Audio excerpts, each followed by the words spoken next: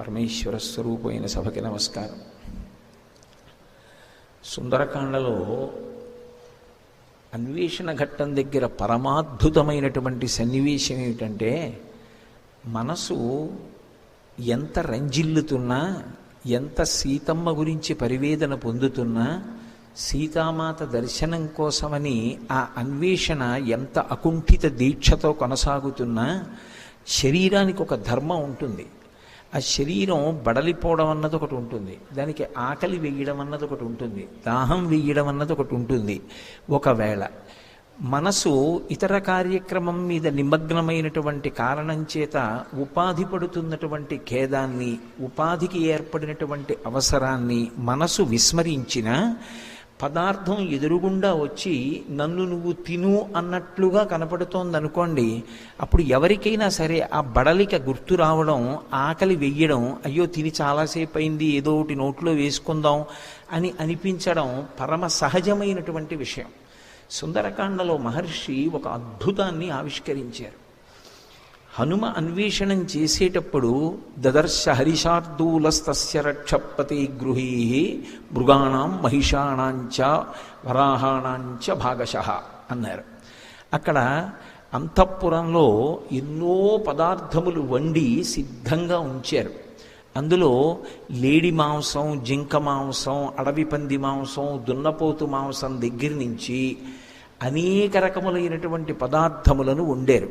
అవి మూతలు తీసి ఉన్నటువంటి కారణం చేత, కొంతమంది కొంత తిని విడిచిపెట్టినటువంటి కారణం చేత ఎంత గొప్ప సువాసనలు వస్తున్నాయంటే, తల్లి బిడ్డని భోజనానికి పిలిచినప్పుడు ఎంత ప్రేమతో పిలుస్తుందో అంత ప్రేమగా రా నన్ను తిను, రా నన్ను తిను అని పిలుస్తున్నట్లుగా వస్తున్నాయిట వాసనలు.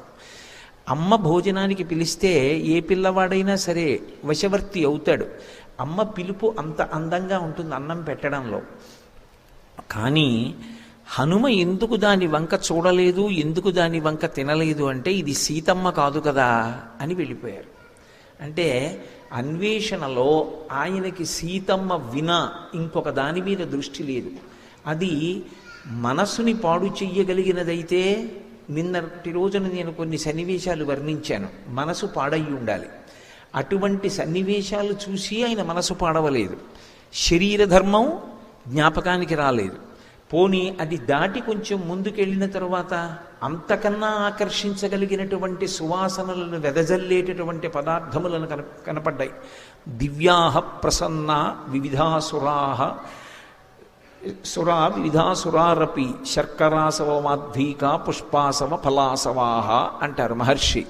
అనేక రకాలైనటువంటి కళ్ళు బంగారు పాత్రలలో పెట్టి ఉంది. అందులో పులిసినటువంటి కళ్ళు, పువ్వుల్లోంచి తీసిన కళ్ళు, పళ్ళు పులియబెట్టి తీసినటువంటి కళ్ళు, ఇప్ప పువ్వులోంచి తీసినటువంటి కళ్ళు, మాధ్వీక అంటే ఇప్ప పువ్వులోంచి తీసినటువంటి కళ్ళు, ఇటువంటివి ఎన్నో అక్కడ పాత్రలలో పెట్టి ఉన్నాయి. వాటిలోంచి వస్తున్నటువంటి సువాసనలన్నీ కలిసి గుబాళిస్తూ నన్ను ఆస్వాదించు అని పిలుస్తున్నట్లుగా ఉన్నాయి. అయినా ఇది సీతమ్మ కాదు అని ఆయన వెళ్ళిపోయి, ఎటువంటి సీతమ్మ నాకు దర్శనమిస్తుంది అని ఊహ చేశారు అంటే, ఆయన అనుకుంటారు మనసులో, తదున్నసం పాండురదంతమవ్రణం శుచిస్మితం పద్మపలాశలోచనం ద్రక్షేతదార్యా వదనం కదాన్వహం ప్రసన్నతారాధిపతుల్య దర్శనం అంటారు. ఇది సుందరకాండ. ఒకటి, శరీరానికి కావలసిన పదార్థాల మీద వ్యామోహం లేదు. అలా ఎందరూ మహాత్ములు ఉన్నారు. ఆ భగవద్ దర్శనాన్ని అపేక్షించి ధ్యానంలో కూర్చుంటే వాళ్ళు ఈ శరీరానికి ఉండేటటువంటి అవసరాల్ని కూడా విస్మరించి పరమ సంతోషాన్ని పొందుతూ ఆ ఆనందాబ్ధిలో ఓలలాడిపోతూ ఉంటారు ధ్యానంలో. యోగరతో వా భోగరతో వా సంగరతో వా సంగవిహీన యస్యద్బ్రహ్మణి రమతే చిత్తం నందతి నందతి నందత్యేవా అంటారు. అందుకు మహానుభావుడు సుందరాతి సుందరుడయ్యాడు సుందరకాండలో. ఆ ఆత్మాన్వేషణమునందు నిమగ్నమైనటువంటి యోగి యొక్క స్థితి ఎలా ఉంటుందో ఆవిష్కరిస్తున్నారు మహర్షి. పైకి హనుమ యొక్క వర్ణన, ఆంతరమునందు ఆత్మాన్వేషణమునందు మగ్నమైనటువంటి యోగి యొక్క స్థితిని చూపిస్తారు. ఇంత ఆలోచించి సీతమ్మ దొరక్క వెతికి వెతికి వెతికి వెతికి ఎలా ఉండాలి సీతమ్మ అని అనుకున్నారంటే, ఆ తల్లి ఉండవలసినటువంటి తీరు తదున్నసం పాండురదంతమవ్రణం, ఎత్తైనటువంటి ముక్కుతో ఉంటుంది. ఆయన చూశారా సీతమ్మని? చూడలేదు. కానీ సాముద్రికంలో మా తల్లి అంత గొప్పగా ఉంటుంది. పద్మినీ జాతి స్త్రీ ఎలా ఉంటుందో అలా ఉంటుంది. తెల్లని దంతపంక్తితో ఉంటుంది. అవ్రణం, ఆవిడ శరీరం మీద ఎక్కడా కురుపులు కానీ మచ్చలు కానీ ఉండవు.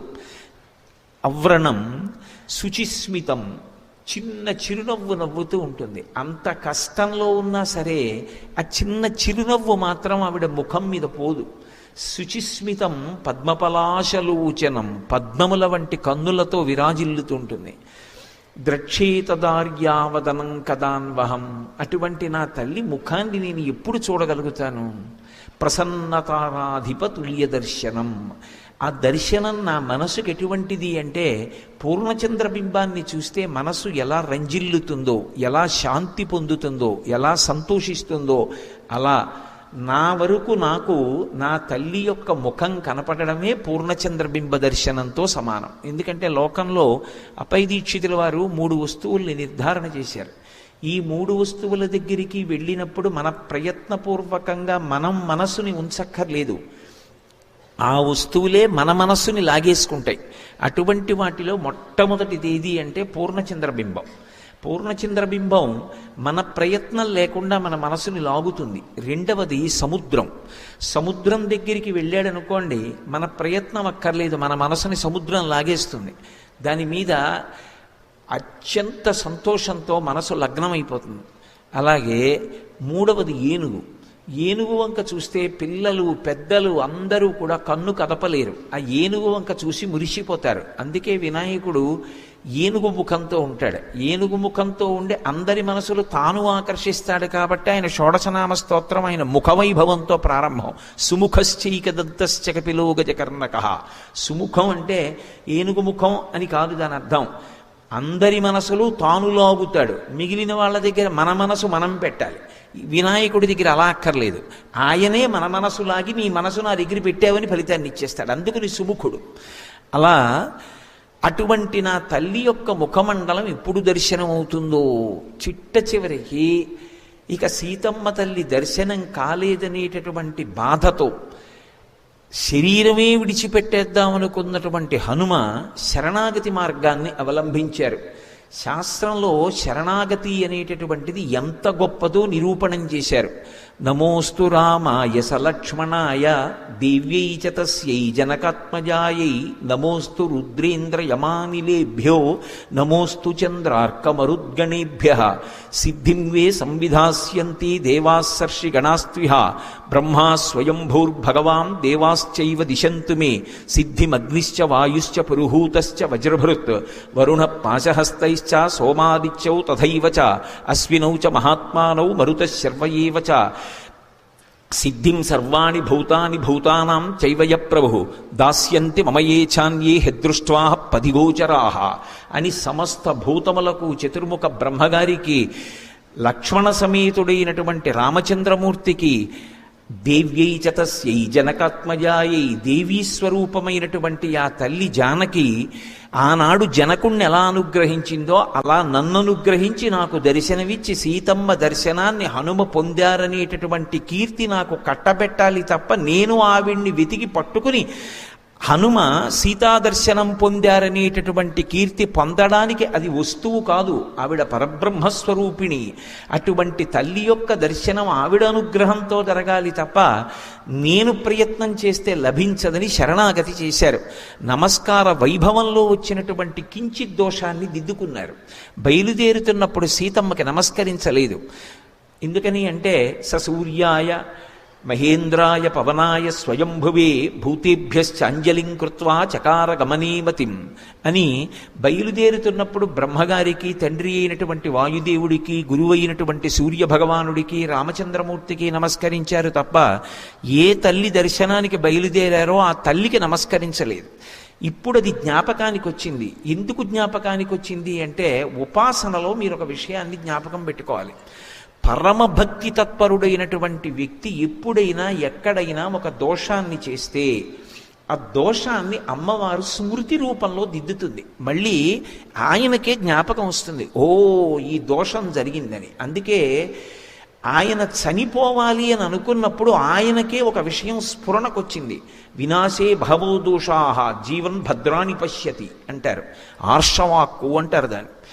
రామాయణం ఈ జాతికి అందింపబడినటువంటి జీవగర్ర. అయిన దానికి కాందానికి చచ్చిపోవడం గొప్ప కాదు, బ్రతికుండడం గొప్ప. పరిస్థితులను ఎదుర్కోవడం గొప్ప, ఎదుర్కొని రాటుదేరి తాను విజయం సాధించడం గొప్ప. అమ్మ కొట్టిందని చచ్చిపోవడం, నాన్నగారు దెబ్బలాడారని చచ్చిపోవడం, పరీక్ష పోయిందని చచ్చిపోవడం, ప్రతిదానికి చచ్చిపోవడం మార్గం కాదు. మృత్యుదారు కుఠారిక ఆవిడ. మృత్యువు అనేటటువంటి దారువుకి ఆవిడ గొడ్డలి పెట్టు లాంటిది.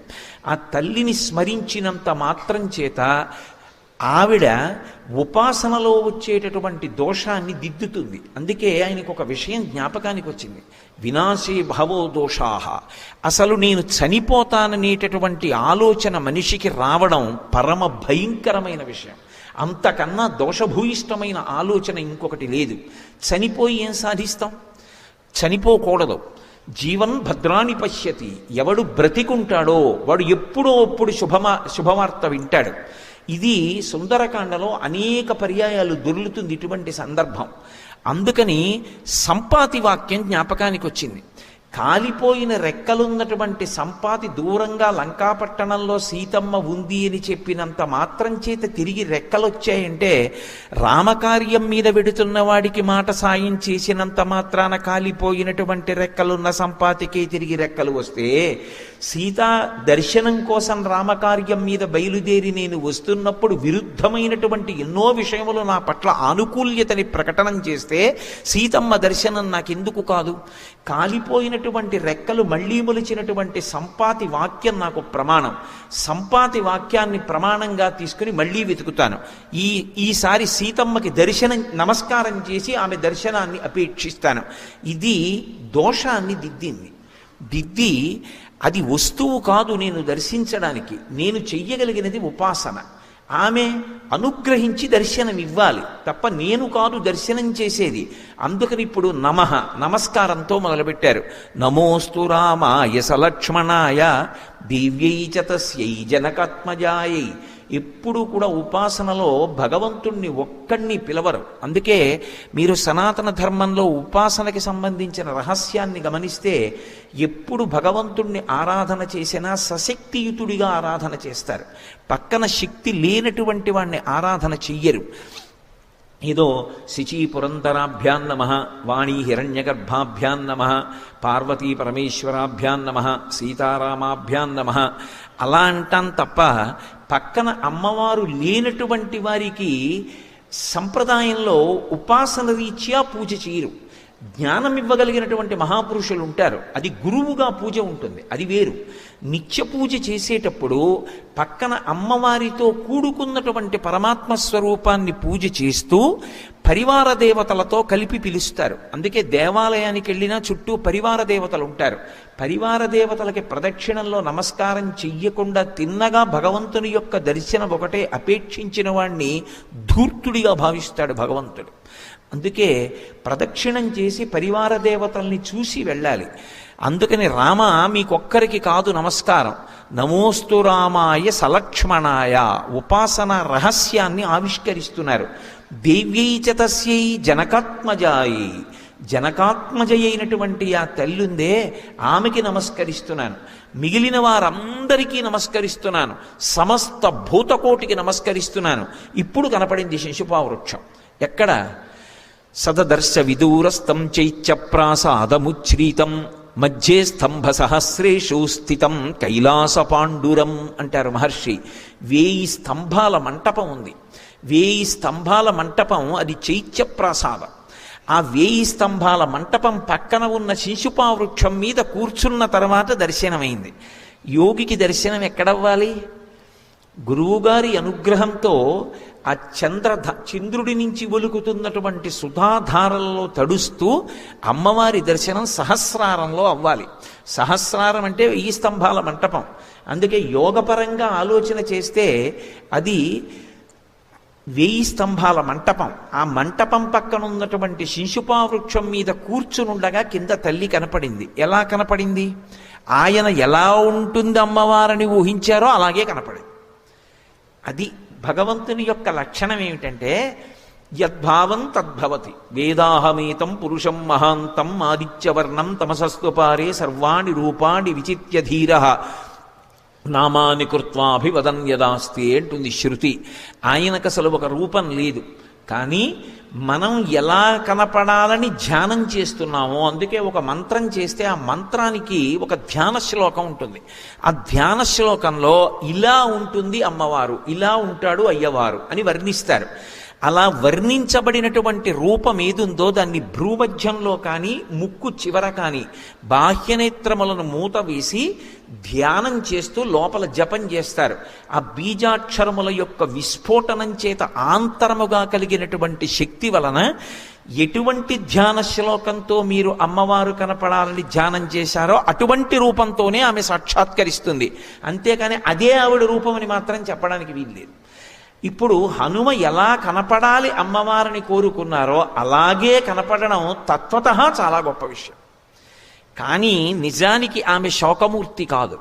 ఆమె నిజంగా ఏడుస్తోందనుకోండి, అంతకన్నా అన్యాయమైన విషయం లోకంలో ఇంకోటి లేదు. ఎందుకంటే ఆవిడ ఆదిశక్తి, లోకమాత. ఆవిడ ఎందుకు ఏడుస్తుంది? ఆవిడ అయోనిజ.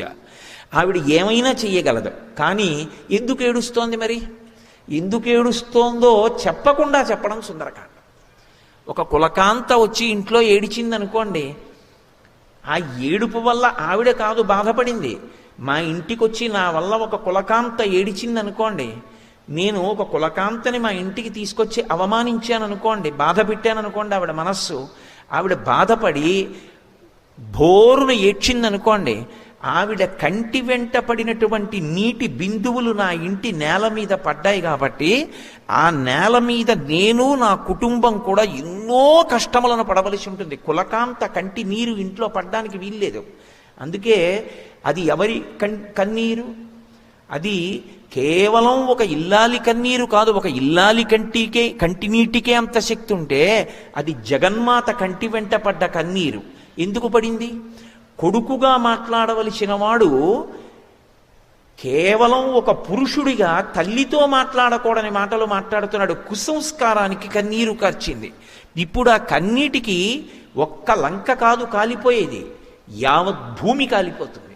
ఇప్పుడు అది కాలిపోకుండా చూడడం హనుమ యొక్క కర్తవ్యం.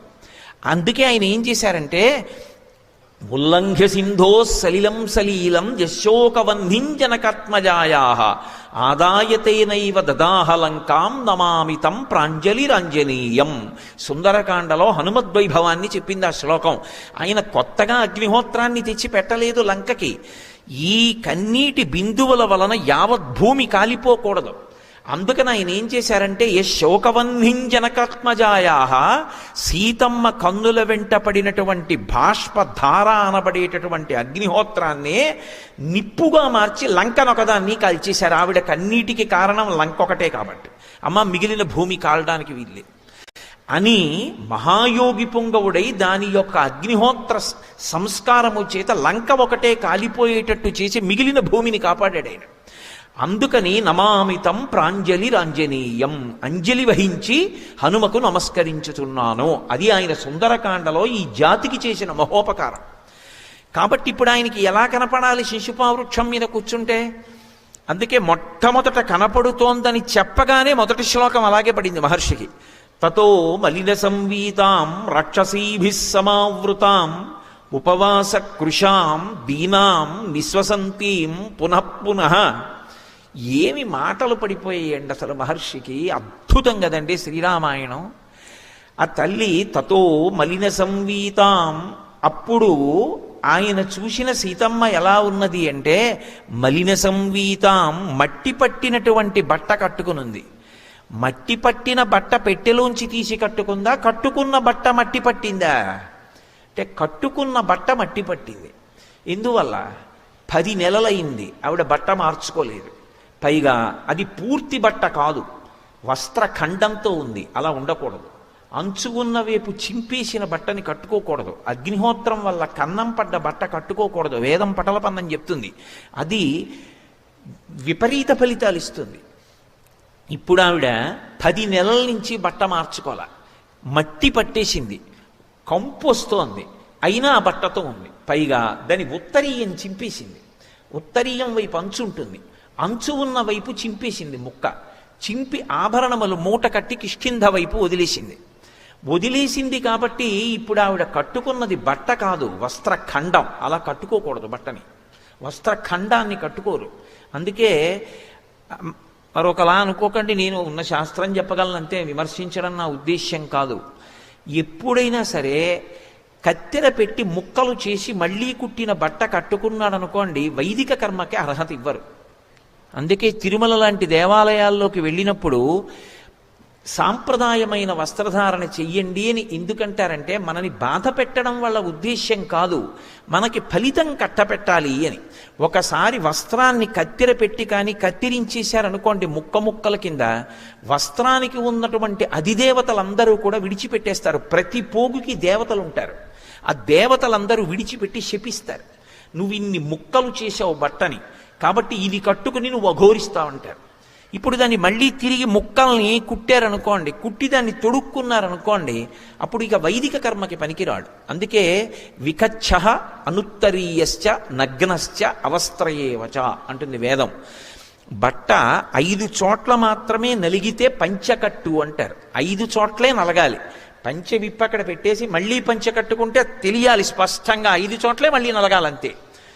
వికచ్చ గోచి పోసి వెనక కుర్చీళ్లు పెట్టి దోపాలి.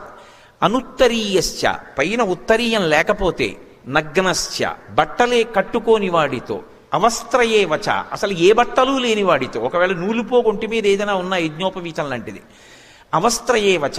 అందుకని శాపానికి గురైపోతాడు. అలా పూజ చేశాడు కాబట్టి వ్యతిరేక ఫలితం వస్తుంది. అందుకు పెద్ద పెద్ద దేవాలయాల్లో అయ్యో పాపం వీళ్ళు ఇంత దూరం నుంచి కష్టపడి వచ్చారు, పాపం ఏదో సేవ చేసుకోవాలని వచ్చారు, అమాయకులు తెలియక ఏవేవో బట్టలు కట్టుకుని వచ్చేస్తే ఇంత కష్టపడింది వాళ్ళకి ఫలితం రాదు, ఏమో వాళ్ళ అమాయకత్వం చూసి పరమేశ్వరుడు ఇస్తాడేమో తెలియదు. కానీ ఒక దేవాలయాన్ని నిర్వహిస్తున్నటువంటి అధికారులుగా మనకు ఒక కర్తవ్యం ఉంది కదా, మనం చెప్పాలి కదా వాళ్ళకి. చెప్పకపోతే మనం దోషం చేసినట్టు అవుతుందని, అయ్యా సంప్రదాయ వస్త్రాలు కట్టుకోండి, సంప్రదాయ వస్త్రాలు కట్టుకోండి అని పోరు పెడతారు. అది బాధ పెట్టడానికో ఎవరినో హింస పెట్టడానికో అనుకోకూడదు. దాని వెనక ఉన్నటువంటి తాత్పర్యాన్ని సహృదయంతో గమనించాలి. ఇప్పుడు సీతమ్మ మలిన సంవీతాం, ఆ బట్ట తడపలేదు, ఆరైలేదు, ఉత్తరీయం లేదు, వస్త్రఖండాన్ని కట్టుకుంది. ఇప్పుడు మట్టి బట్ట కట్టుకుంది. ఎవరావిడ? అయోనిజ, రామచంద్రమూర్తి ఇల్లాలు, మహాపతివ్రత, జనక మహారాజు గారి కూతురు, దశరథుడి పెద్ద కోడలు. ఏమామె కర్మ అంటే, లంకలో లేవా బట్టలు? ఇవ్వడా రావణాసురుడు? ఆయన రోజు చెప్పేది నీకు చీనాంబరాలు ఇస్తాను కట్టుకోమంటాడు. ఆవిడ కట్టుకోదు. ఎందుకని అంటే, తనను కామించిన పురుషుడి యొక్క సంస్థానంలో బట్ట ఆవిడ కట్టదు.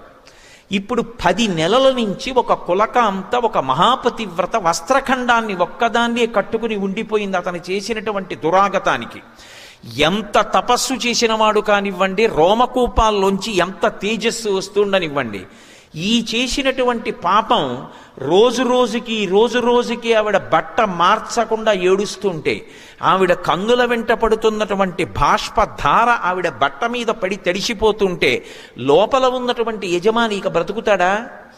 తన మృత్యువుని తాను వండేసుకుంటున్నాడు. ఆవిడ బట్ట మార్చలేదు, మళ్ళీ విషం తిన్నాడు, మళ్ళీ బట్ట మార్చలేదు, మళ్ళీ విషం తిన్నాడు. అంటే తను చనిపోవడానికి కావలసినటువంటి విషాన్ని తాను వండుకోవడం మొదలుపెట్టాడు. అందుకే మీరు రామాయణం చదివితే మీకు ఒక విషయం అర్థమవుతుంది. నేను మొదటి రోజు మనవి చేశా, వాల్మీకి రామాయణం ఒక్కటే పరమసత్యము, అంటే యథార్థమైన గాథ. సీతాపహరణం చేసినప్పుడు ఏదో భూమిని పైకెత్తి తెచ్చాడని లేదు రామాయణంలో. ఆవిడ జుట్టు పట్టుకుని ఆమె తొడల కింద చెయ్యి పెట్టి ఎత్తి పట్టుకెళ్ళాడు రావణాసురుడు. ఆవిడికి స్పృహ లేదా సమయంలో హారామ హాలక్ష్మణ అని విలపిస్తూ ఉండగా తీసుకెళ్ళాడు. ఒళ్ళో కూర్చోబెట్టుకుని తీసుకెళ్ళాడు నొక్కి పట్టి. అలా తీసుకెళ్తున్నప్పుడు బ్రహ్మగారు సమాధిలో ఉన్నాడు. ఉలిక్కి పడ్డాడు ఆవిడ అరుపుకి. ఉలిక్కి పడి ఆయన చూసి అన్నాడు, చాలా సంతోషంగా ముఖం పెట్టి, అబ్బా నీ తపస్సు నిన్ను కాపాడిందిరా, ఇన్నాళ్ళు నువ్వు చచ్చిపోవడానికి కావలసిన అన్నం వండుకుంటున్నావురా అన్నాడు. అంటే మీరు ఒకటి గమనించండి, ఈ దేశంలో గొప్ప తపస్సు చేసినటువంటి వ్యక్తి యొక్క శక్తి ఎటువంటిదో, ఏ తపస్సు చెయ్యవలసిన అవసరం లేకపోయినా ఒక స్త్రీ గౌరవం అటువంటిది. ఒక స్త్రీ జోలికి వెళ్ళడం, ఒక స్త్రీని నిష్కారణంగా అనరాని మాటలు అని బాధ పెట్టడం, ఆమె కళాశాలకి వెళ్ళి చదువుకునేది కానివ్వండి, ఉద్యోగానికి వెడుతున్నది కానివ్వండి, ఒక్క పిల్లే కనపడింది కదా అని చెప్పి మన నోటికొచ్చినట్టు వదరితే అది మనం విషాన్ని వండుకుంటున్నట్టు. దాని ఫలితాన్ని చిట్ట చివర అనుభవించవలసి వస్తే 10 తలకాయలుంటే ఆగలేదు, తెగిపోయాయి. అందుకే రామాయణం సుందరకాండ ఎంతకాలం ప్రచారంలో ఉంటుందో అంతకాలం పిల్లల్లో కుభావములు పుట్టవు. వాళ్ళకి అందించేవన్నీ విషంతో కూడుకున్నవి అందించవలసిన అమృతాన్ని అందించకుండా వాళ్ళు చెడిపోతున్నారని గుండెలు బాదుకుంటే ఎవరిది దోషం? అంతకన్నా ఒక్క మాట నేను మాట్లాడక్కర్లేదు. కాబట్టి తతో మలిన సంవీతాం, ఆమె మట్టి పట్టిన బట్ట కట్టుకుని ఉంది.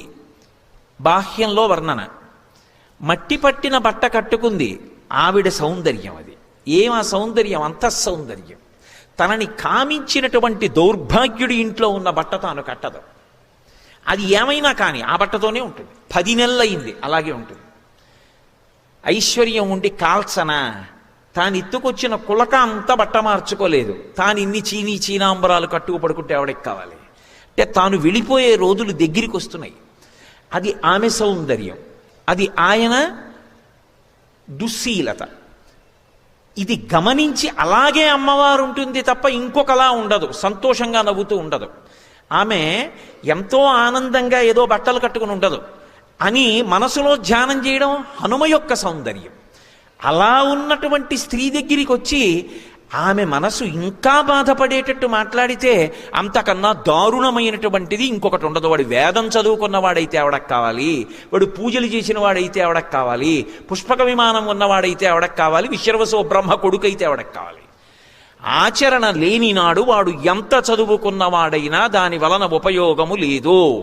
అందుకే రామాయణానికి తీర్పు రాముడు అయోధ్యకాండలో చెప్పాడు, చారిత్రమేవ వ్యాఖ్యాతి వీరం పురుషమానినం. నువ్వు ఎంత గొప్పవాడివో నీ పక్కన ఉన్నటువంటి విషయాల గురించి మేము ఆలోచించాం. నీ నడవడి చెప్పు, నీ ప్రవర్తన ఎలా ఉంటుంది? నువ్వు ఎప్పుడు ఎలా ఉండాలో అలా ఉంటావా? సమయాన్ని బట్టి, కాలాన్ని బట్టి, దేశాన్ని బట్టి, వర్ణాన్ని బట్టి, ఆశ్రమాన్ని బట్టి ఆచరించవలసిన ధర్మాన్ని ఆచరిస్తావా? పెద్దలు చూపించిన సంప్రదాయంలో నడవగలవా? అలా నడవగలిగితే చెప్పు, నెత్తి మీద పెట్టుకుంటాం. చారిత్రమేవ వ్యాఖ్యాతి. నీకు తెలుసు కానీ ఆచరించవు, అక్కర్లేదు, పక్కన పెట్టేస్తారు. అందుకే నేను ఆచరిస్తాను, తెలుసుకుని ఉండడం ఒక్కటి కాదు, ఆచరించడం నా ధర్మం అంటాడు రామచంద్రమూర్తి. అన్నీ తెలుసు, ఆచరణ అక్కర్లేదు రావణాసురుడికి. ఎవరి ముందు నిలబడలేకపోయారు. తెలియడం గొప్ప కాదు, ఆచరించడం గొప్ప. ఆచరణ ఉన్నవాడి ముందు కేవలం తెలిసిన్నవాడు నిలబడలేడు. రామాయణం యొక్క తీర్పు. వాడు 10 తలలు ఉన్నవాడైనా సరే. ఒక్కొక్క శ్లోకంలో ఒక్కొక్క మాటని ఇలా అన్వయం చేశారనుకోండి, ఎన్ని విధాల సౌందర్యం అది. అప్పుడు నేను ఒక్క శ్లోకం ఎన్నాళ్ళు చెప్పవలసి ఉంటుంది. కాబట్టి నేను అందించాను కాబట్టి మీరు అలా అన్వయం చేసుకోగలిగిన సమర్థులు నీ చెప్తే కాదు, నాకు చెప్పగలిగినంత సమర్థులు. కానీ వినయంగా వినడం మీ యొక్క గొప్పతనం కాబట్టి వింటున్నారంతే. కాబట్టి తతో మలిన సంవీతాం రాక్షసీభిః సమావృతాం. చుట్టూ రాక్షస స్త్రీలను ఉంచాడు. ఏమి రాక్షసుల్ని ఎందుకు పెట్టడు అంటే అది ఆయన యొక్క కామానికి పరాకాష్ఠ. తాను కామించిన స్త్రీని వేరొక పురుషుడైన రాక్షసుడు కూడా చూడకూడదు. రాక్షసి స్త్రీలే చూడాలి అక్కడ తప్ప మగవాళ్ళు కూడా చూడడానికి వీల్లేదు. 2, ఇప్పుడు ఆమె కష్టాన్ని ఎవరికి చెప్పుకోవాలి? ఆమె మనుష్య కాంతగా నటిస్తోంది అయోనిజయ అయినా కూడా. మనిషికి కష్టం వచ్చినప్పుడు ఓదార్పు ఏమిటంటే ఎవరికైనా చెప్పుకోవడం. ఎవరికైనా చెప్పుకుంటే ఎంత కష్టమూ కొంత తీరిపోతుంది. ఇప్పుడు ఆవిడికి చెప్పుకోవడానికి ఎవరున్నారు? రాముడికి హనుమ ఉన్నారు, లక్ష్మణస్వామి ఉన్నాడు, సుగ్రీవుడు ఉన్నాడు, వానరులు ఉన్నారు, సీతమ్మ, ఎండకన్నెరుగని తల్లి అకస్మాత్తుగా అపహరింపబడింది. కనీసం తన కష్టం చెప్పుకోవడానికి ఒక మనిషి లేడు. సరికదా, ఒక రాక్షసుడిని ఎవరినైనా అక్కడ పెడితే రాక్షసుడు ఆమె వంక చూసేస్తాడేమో, చూడ్డానికి కూడా వీల్లేదు. ఆయన సొత్త, ఆమె రామచంద్రమూర్తి సొత్తు. ఇలా నిర్ణయించడానికి ఆయనెవరు? రావణుడు. ఇప్పుడు రాక్షసీభి సమావృతాం, మనస్సు ఎంత క్రౌర్యంతో ఉన్నదో, ఎంత రాక్షస బుద్ధి ఉన్నవాడో రావణుడు శ్లోకం చెప్తోందా చెప్పట్లేదా? ఇంతమంది మధ్యలో ఉంటూ కూడా తన కష్టం చెప్పుకోవడానికి మనిషి లేడు. అసలు బ్రతకడం సాధ్యమా? పిచ్చెక్కిపోతుంది ఇంకోళ్ళకైతే. ఆవిడ తపస్సు చేస్తోంది రాముడి కోసం. ప్రతికూల పరిస్థితులు వచ్చినప్పుడు ప్రతికూల పరిస్థితులలో మనసు విచలం కాకుండా, కదిలిపోకుండా నిలబెట్టి రామ పాదములను లోపల ఆశ్రయించింది. పైకి అరే రే రే రే ఇలా ప్రవర్తిస్తున్నాడే అని ఆయన యొక్క దౌష్ట్యానికి ఏడుస్తోంది. ఎవరు కాలిపోతారు ఈ దుష్ప్రవర్తనకి? రాక్షసీభి సమావృతాం అంటే, అందుకే మహానుభావుడు స్వామి వివేకానందుడు ఒక మాట అన్నాడు, అసలు ఎక్కడా ప్రపంచ వాంగ్మయంలో ఇక సీతమ్మ తల్లి లాంటి వ్యక్తి ఇక పుట్టదు. ఆ తల్లికి ఆ తల్లియే సాటి. మహాపతివ్రత, అద్భుతమైన నడవడి ఆ తల్లిది అన్నాడు. కాబట్టి రాక్షసీభి సమావృతాం ఉపవాస కృషాం, ఆమె ఉపవాసాలు చేస్తోంది.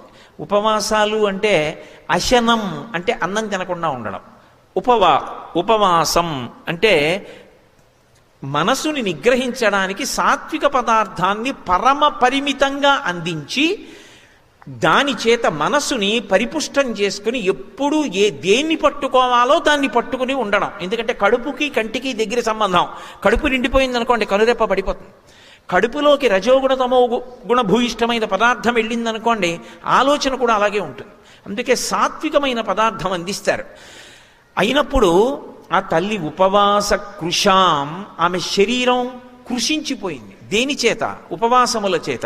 మరి లంకలో బట్టే కట్టుకోదే, ఎలా బ్రతికింది? మరి మనుష్యకాంతగా బతుకుతోంది. 10 నెలలైందిగా.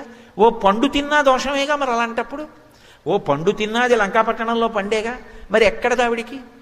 అంటే ఆవిడ పాతివ్రత్య శక్తి అటువంటిది. ఆవిడ శరీరము నిధనం కాకూడదని దేవేంద్రుడు ప్రతిరోజు పాయసాన్నం పంపేవాడు ఆవిడికి. ఆమె ఆ పాయసాన్ని దేవతలు తీసుకొస్తే స్వీకరించేది. దేవతలు అందరికంటికి కనపడరు, అది ఆ తేజస్సున్న వాళ్ళకే కనపడతారు. ఆమె పాయసాన్ని పుచ్చుకుని భర్తృశేషం, భర్తకి పెట్టకుండా తినకూడదు. అందుకని ఆమె ఏం చేసేదంటే, ఈ భూమండలంలో ఎక్కడ ఉన్నా ఇది రాముడికి, రాముడు లక్ష్మణుడు తినకుండా తినడు. అది ఆయన నియమం. త్యాగరాజస్వామి కీర్తన ఉంటుంది. ఎంత అద్భుతంగా చేశారో అసలు ఆ కీర్తన. నేను వడ్డిస్తానంటూ చేస్తారు త్యాగరాజస్వామి. రామాయణ హృదయాన్ని పట్టుకుని చేశారు మహానుభావుడు. అందుకని ఈ భూమి మీద ఎక్కడ ఉన్నా రామలక్ష్మణుల యొక్క కడుపు నిండుగాక అని వాళ్ళ ప్రీత్యర్థం ముందు భూమి మీద వదిలిపెట్టేది కొంత పాయసం. బహుపరిమితంగా శరీరాన్ని నిలబెట్టుకోవడానికి కొంత పాయసాన్ని ఆవిడ పుచ్చుకునేది. ఇప్పుడు ఆవిడ లంకలో అన్నపు మితుకు కూడా తినలేదు. ఉపవాస కృషాం, తన ఇంట 10 నెలల నుంచి ఉన్నటువంటి ఒక మహాపతివ్రత పిడికెడు మెతుకులు తన ఇంట్లో తినలా. ఒక కాయ కానీ ఒక పండు కానీ ముట్టుకోలా. ఎవరికి ప్రమాదం ఇది? ఎవడు ఈ పాపానికి బాధ్యత? ఎవడి ఖాతాలో కెడుతుంది ఈ పాపం? ఇవన్నీ మహర్షి చెప్తున్నారా? చెప్పకుండా చెప్పడం మహర్షి కావ్యరచనలో సౌందర్యం. అందుకు సుందరకాండ. ఉపవాస కృషాం దీనాం, ఆమె మహాదీనంగా ఉంది. సాధారణంగా లోకంలో దీనుడు అన్న మాటకు అర్థం ఏమిటంటే తనకి తాను సహాయం చేసుకోలేనివాడు. ఏ సహాయం అందక ఎవరో వచ్చి ఆదుకుంటే బాగుండునని చెప్పి దైన్యంతో ఉన్నటువంటి వాడెవరో వాళ్ళని దీనుడు అంటారు.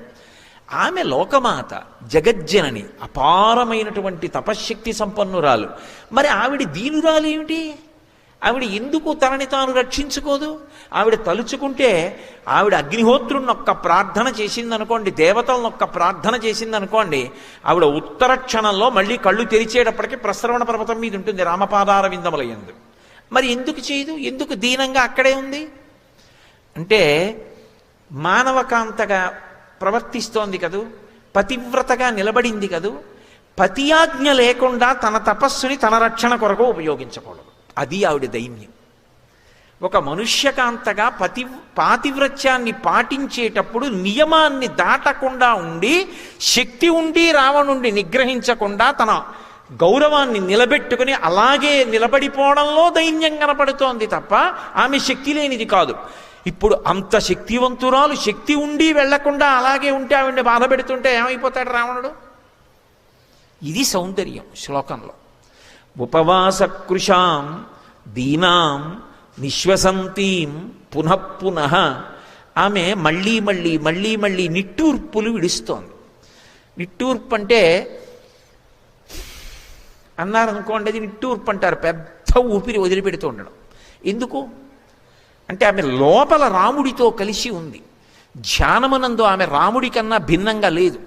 ఆమె రామపాదార విందములను సేవిస్తోంది లోపల. కానీ ఆమెకి బాహ్యంలో రామస్పర్శ కావాలి, రాముడితో కలిసి ఉండాలి. ఇంత ధ్యానం చేస్తున్నాను, ఇంకా రాముడు రాలేదు. ఏ దోషం జరిగింది? ఎందుకు రాలేదు? ఇది అందుకు ఆవిడ నిట్టూరుస్తోంది. అంటే ఆవిడ ఎంత ధ్యాన స్థితిలో ఉంది.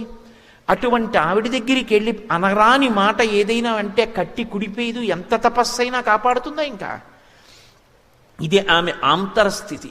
బాహ్యమునందు హనుమ ఎలా కోరుకున్నారో అలా కనపడుతోంది. కాబట్టి తతో మలిన సంవీతాం రాక్షసీభిః సమావృతాం ఉపవాస కృశాం దీనాం నిశ్వసంతీం పునఃపునః దదర్శ శుక్లపక్షాదౌ చంద్రరేఖామివామలాం మంద ప్రఖ్యాయమానేన రూపేణ రుచిరప్రభాం. ఆమె శుక్లపక్షంలో ఉండేటటువంటి తదియనాటి చంద్రరేఖ బయటికి వస్తున్నప్పుడు ప్రయత్నపూర్వకంగా మనసు పెట్టి దృష్టి పెట్టి చూస్తే తప్ప మాంసనేత్రములకు ఆకాశమునందు మేఘమండలంలో ఎలా ద్యోతకం కాదో అలా బాగా పట్టి పట్టి చూస్తే తప్ప ఈమె సీతమ్మ అని గుర్తుపట్టడం కుదరదు. అలా శోకమూర్తి అయి బాగా కృషించిపోయి ఏడుస్తూ ఆ తల్లి అలా ఉంది. మరి అలా కనపడాలనేగా అడిగారు నిన్న.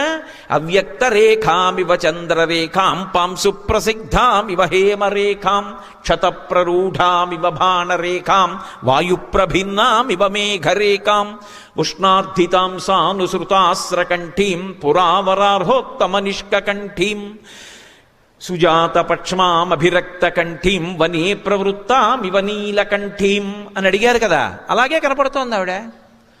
ఆ తల్లి ఇక్కడే ఉంటుంది. అంతర్ముఖ సమారాధ్య బహిర్ముఖ సుదుర్లభ. అంత తేలిగ్గా ఆవిడేం కనపడదు. పాలలోనే ఉన్న నెయ్యి ఎంతో సాధన చేస్తే తప్ప పైకి రానట్టు ఆ పాలు తేవాలి, కాచాలి, పొంగిపోకుండా చూసుకోవాలి, పొయ్యి మించి దింపాలి, నీళ్లు చల్లాలి, పెరుగు తేవాలి, తోడు పెట్టాలి, పెరుగవ్వాలి, కవ్వం దింపాలి, నీళ్లు పొయ్యాలి, చల్ల చెయ్యాలి, వెన్న తేలాలి, చేత్తో తీయాలి, గిన్నెలో వెయ్యాలి, పొయ్యి మీద పెట్టాలి, సన్నని సెగ మీద కాల్చాలి, అప్పుడు నెయ్యి వస్తుంది. కానీ నెయ్యి ఎక్కడది? పాలలోదే. అలా అంతటా ప్రకృతి స్వరూపిణి అయ్యున్నటువంటి జగన్మాత ఎలా కనపడుతుంది? ప్రయత్నపూర్వకంగా ధ్యానం చేస్తేనే కనపడుతుంది. అందుకే దదర్శ శుక్లపక్షాదౌ చంద్రరేఖామివామలాం మంద ప్రఖ్యాయమానేన రూపేణ రుచిరప్రభాం పినద్ధాం ధూమజాలేన శిఖామవి విభావసోహో పీతేనైకేన సంవీతాం క్లిష్టేనోత్తమవాసస. ఏమి శ్లోకాలు వేసేశారో మహర్షిని నిజంగా. పినద్ధాం ధూమజాలేన శిఖామవి విభావసోహో.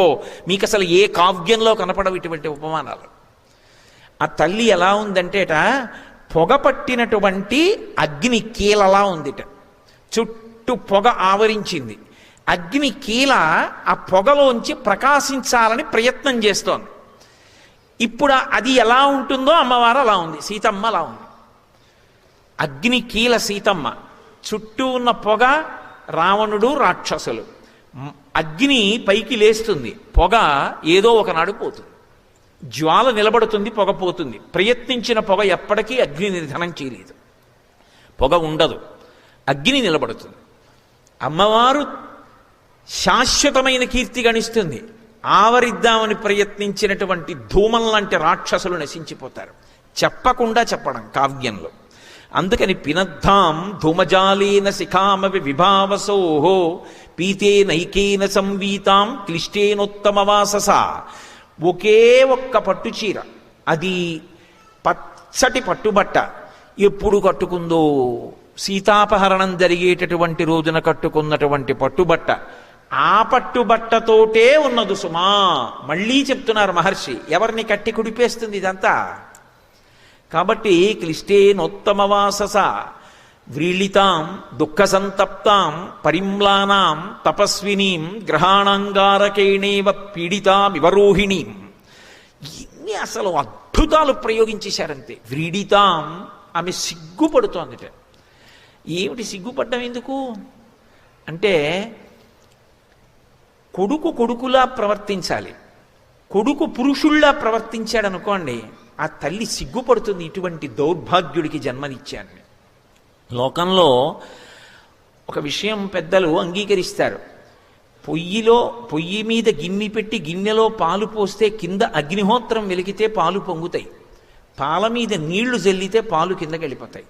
పాల మీద నీళ్లు అమ్మ, పాల కింద అగ్ని స్త్రీని చూడడం, స్త్రీత్వాన్ని, ఆడతనాన్ని చూస్తే అగ్నిహోత్రం, అమ్మతనాన్ని చూస్తే పాలు చల్లడం. కన్న తల్లిని చూస్తే ఎవడికైనా కూడా అసలు మనసులో కామవికారం కలగదు.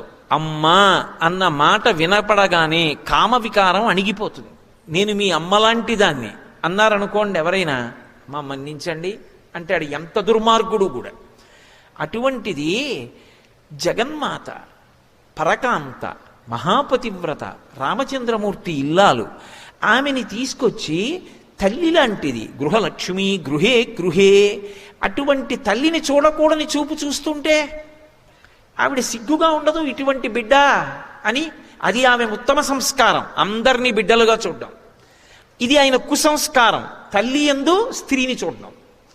అంటే వ్రీళితాం దుఃఖ సంతప్తాం, అందుకు ఏడుస్తోంది ఆవిడ. పరిమ్లానాం, వాడి వత్త అయిపోయింది, తామర తీగ ఎండిపోతే ఎలా ఉంటుందో అలా ఉంది. పరిమ్లానాం తపస్వినీం, ఆమె తపస్సు చేస్తోంది. తపస్సు చేస్తున్నటువంటి స్త్రీ జోలికి వెడితే, మహాపతివ్రత జోలికి వెడితే ఎంత ప్రమాదం. తపస్వినీం గ్రహాణాంగారకేణేవ పీడితామివ రోహిణీం. రోహిణి చంద్రుని యొక్క ఇల్లాలు. చంద్రుని యొక్క ఇల్లాలైనటువంటి రోహిణి వంక అంగారకుడు దుష్టమైనటువంటి చూపు చూశాడనుకోండి, అప్పుడు రోహిణికి ఎటువంటి బాధ కలుగుతుందో, ఆ బాధ కలిగిన రోహిణి ఎలా ఉంటుందో సీతమ్మ అలా ఉన్నది.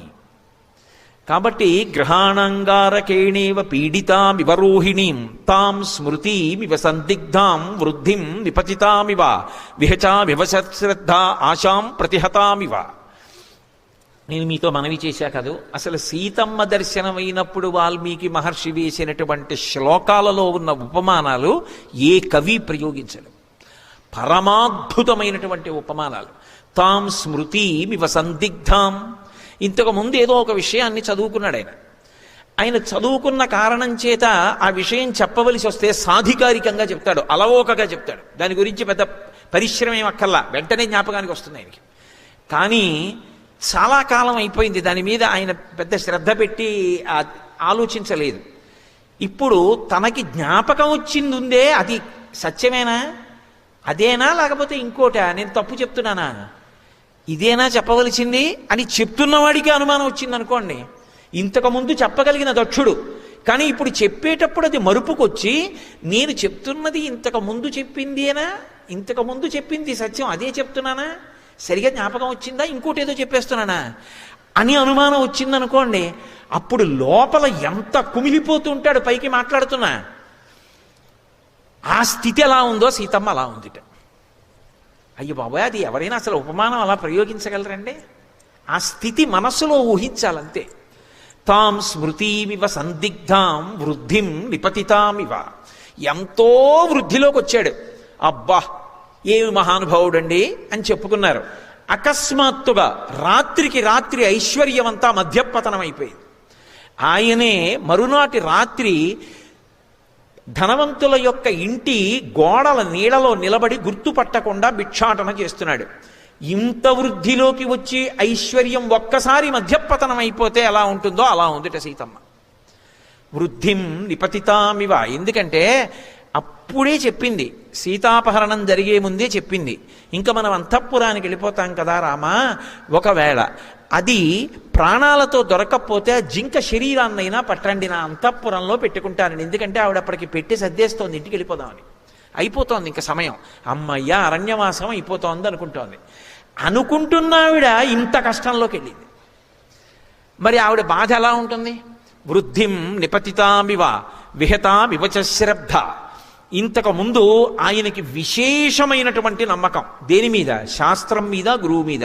గురువు గారి మీద, శాస్త్రం మీద ఉన్న విపరీతమైనటువంటి నమ్మకాన్ని, తిరుగులేని నమ్మకాన్ని శ్రద్ధ అని పిలుస్తారు. శంకరాచార్యులు వారు శ్రద్ధ అన్న మాటకు వ్యాఖ్యానం చేస్తూ శాస్త్రస్య గురువాక్యస్య సత్యబుద్ధ్యావధారణాత్ సా శ్రద్ధ కరితా సిద్ధి యయా వస్తూపలభ్యతే అంటారు. గురువు గారు తిరుగులేదు, ఇంకా గురువు గారు చెప్పారంటే సత్యం, శాస్త్రం చెప్పింది పరమసత్యం. తిరుగులేని నమ్మకం ఎవడికి ఉంటుందో వాడు శ్రద్ధావంతుడు అని పిలుస్తారు. ఒకప్పుడు ఒక వ్యక్తి అటువంటి శ్రద్ధ కలిగిన వాడు. ఇప్పుడు శాస్త్రం ఏమిటి, గురువుగారు ఏమిటండి అని తన విచ్చలవిడిగా తిరుగుతున్నాడు. ఆయన్ని చూస్తే ఎలా ఉంటుందో అలా ఉందిట సీతమ్మ. ఎందుకని? ఒకప్పుడు రాముడి చేత లక్ష్మణుడి చేత రక్షింపబడుతున్నటువంటి దుర్నిరీక్షురాలైనటువంటి తల్లి ఇవాళ అటువంటి స్థితిలో ఉంది. అందుకే తాం స్మృతిమివ సందిగ్ధాం వృద్ధిం నిపతితామివ విహచామివత శ్రద్ధ ఆశాం ప్రతిహతామివ. తప్పకుండా ఈ పని అయిపోతుంది అనుకున్నాడు. అమ్మయ్యా ఈ పని అయిపోతుంది, ఇంకా మనకేమీ బెంగలేదు అనుకున్నాడు. చిట్ట చివరకు వచ్చేసింది, పూర్తి వ్యతిరేకంగా జరిగింది. అయిపోతుంది అనుకున్న పని. ఇప్పుడు ఆ వ్యక్తి ఎలా ఉంటాడు, అతని ముఖం ఎలా ఉంటుంది? అలా ఉందిట సీతమ్మ. ఆ తల్లి యొక్క మనస్థితిని చెప్తారు. తాం నీలకేశీం బింబోష్ఠీం సుమధ్యాం సువ్యవస్థితాం సీతాం పద్మపలాసాక్షీం మన్మథస్య రతిర్యథ. ఇది పవిత్రమైనటువంటి హృదయం అంటే. రావణుడు సీతమ్మని చూస్తాడు, హనుమ సీతమ్మనే చూస్తున్నారు. ఇద్దరు చూస్తున్నది ఆవిడ్నే. కానీ హనుమ చూస్తే ఎలా ఉంటుందో చూడండి. తాం నీలకేశీం, ఓ మా తల్లి జుత్తు నల్లగా ఎంత దీర్ఘమైనటువంటి కేశపాశం, దానికో నమస్కారం. అమ్మవారు మా తల్లి, నా రామచంద్రమూర్తి నా తండ్రి, నా తండ్రి యొక్క భార్య నా తల్లి. మొదటిసారి చూస్తున్నాను మా అమ్మని జీవితంలో, ఇప్పటి వరకు చూడలేదు. తాం నీలకేశీం బింబోష్ఠీం. ఎందుకు ఇవన్నీ?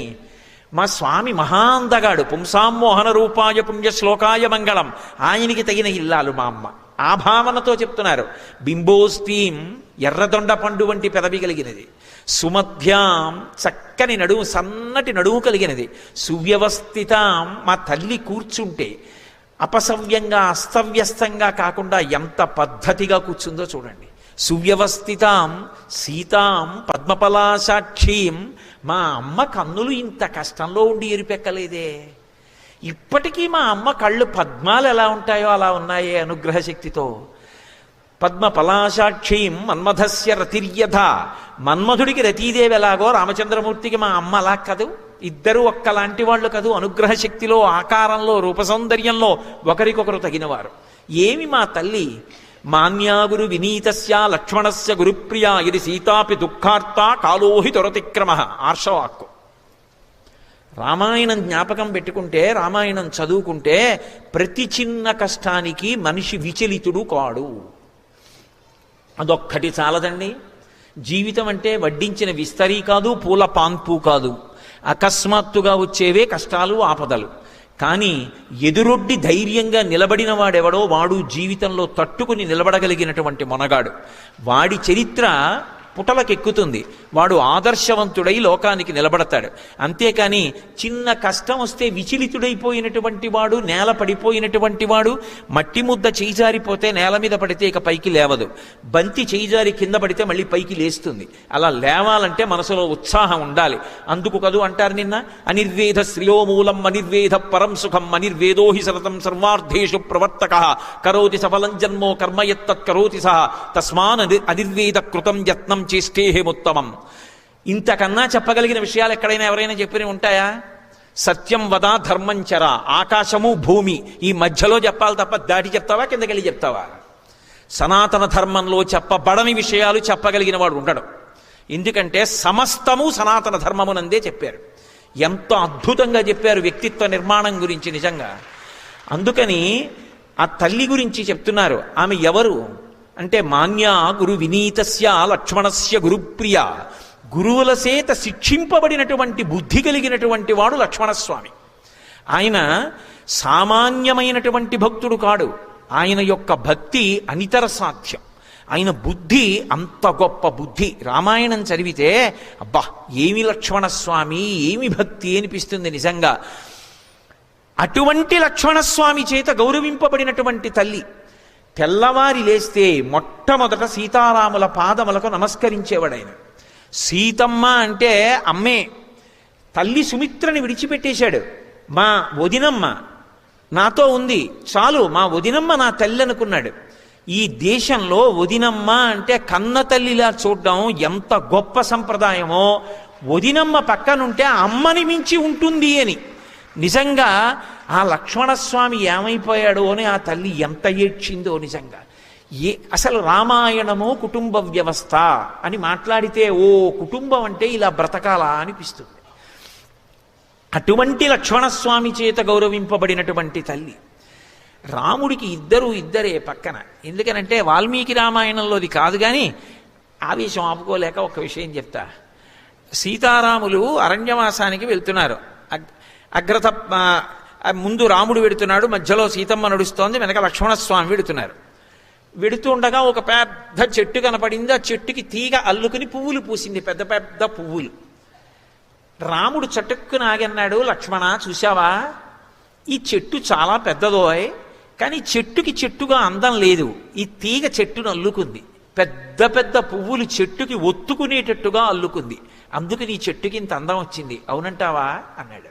అంటే ఆయన ఉద్దేశం ఏంటంటే పురుషుణ్ణి చెట్టుతో చెప్తారు. నేను చెట్టు లాంటి వాణ్ణి, కానీ నాది కాదో గొప్ప, ఇటువంటి భార్య దొరికింది చూసావా, ఐశ్వర్యం అంతా వదిలేసి కూడా నన్ను అనుగమించి వచ్చింది. మీ వదిన వల్ల నా మనశ్శాంతి, ఆమె నా జీవితానికి భద్రత, ఆమె వలన ప్రశాంతంగా ఉన్నాను. ఇటువంటి భార్య దొరకడం కన్నా అదృష్టం ఏముంటుంది అన్నాడు. సీతమ్మంది, ఏమో లక్ష్మణ ఆయనకి అలా అనిపించింది, కానీ ఎంత గొప్ప తీగైనా ఎంత పెద్ద పువ్వులైనా ఇటువంటి చెట్టు ఆసరా దొరకకపోతే నేల మీద పడితే మేకలు తినుండేవి. అటువంటి చెట్టు ఆసరా దొరికింది కాబట్టే తీగ శోభిస్తోందంది. అవునా లక్ష్మణ అంది. అంటే నేను ఎంత ప్రేమ కలిగిన దాన్నైనా మీ అన్నగారు లాంటి భర్త దొరకకపోతే నా సౌశీల్యం ఎలా ప్రకాశిస్తుంది? మరి మండోదరి శీలం ప్రకాశించిందా? మహాతల్లి, ఆవిడ గొప్ప పతివ్రత. మరి ఏది సీతమ్మని చెప్పినట్టు చెప్తావా అంటే చెప్పాలి కూడా నిజానికి, కానీ మరి సీతమ్మ వైభవంతో సమానంగా చెప్పట్లేదుగా. కాబట్టి మీ అన్నయ్య గొప్ప అంది. అంటే సీతారాములు ఇద్దరూ కలిసి లక్ష్మణస్వామిని అడిగారు, లక్ష్మణ నిజంగా చెప్పు, చెట్టు వల్ల తీగ కందమా, తీగ వల్ల చెట్టు కందమా అన్నారు. అంటే వదిన వల్ల నా కందమా, నా వల్ల వదిన కందమా చెప్పన్నారు. ఆయన అన్నాడు, చెట్టు వల్ల తీగకో తీగ వల్ల చెట్టుకో నాకు తెలియదు, కానీ ఇంత పెద్ద పెద్ద పూలతో అల్లుకున్నటువంటి తీగతో కలిసి ఉన్నటువంటి చెట్టు కింద విశ్రాంతి తీసుకునే అదృష్టం పొందిన బాటసారినైనా నా అదృష్టం. అంటే మీ వంటి అన్నా వదిన సీతారాములు నాకు అన్నా వదినలుగా లభించడం, మిమ్మల్ని సేవించడం నా అదృష్టం అని చెప్పుకున్నాడు. ఒక రోజున అరణ్యవాసంలో లక్ష్మణస్వామిని పిలిచి రామచంద్రమూర్తి అసలు వెళ్ళిపోదాం అనుకుంటున్నాడేమో చూద్దామని చెప్పి, ఏదో ఇంటి దగ్గర కౌసల్య చాలా కష్టపడుతూ ఉంటుంది, సుమిత్ర కష్టపడుతూ ఉంటుంది, భరతుడు వచ్చేసి ఉంటాడు, పట్టాభిషేకం అయిపోతుంది, బాధపడుతూ ఉంటుంది, నువ్వు వెళ్ళిపో రక్షించన్నాడు. ఆయన అన్నాడు, అలాగే వెళ్ళిపోతాను, కానీ అన్నయ్య నచితేన తయాస్త్వీత నచాహం అపిరాఘవ ముహూర్తమపి జీవావో జలన్మచ్చా వివాధృతౌ అన్నాడు.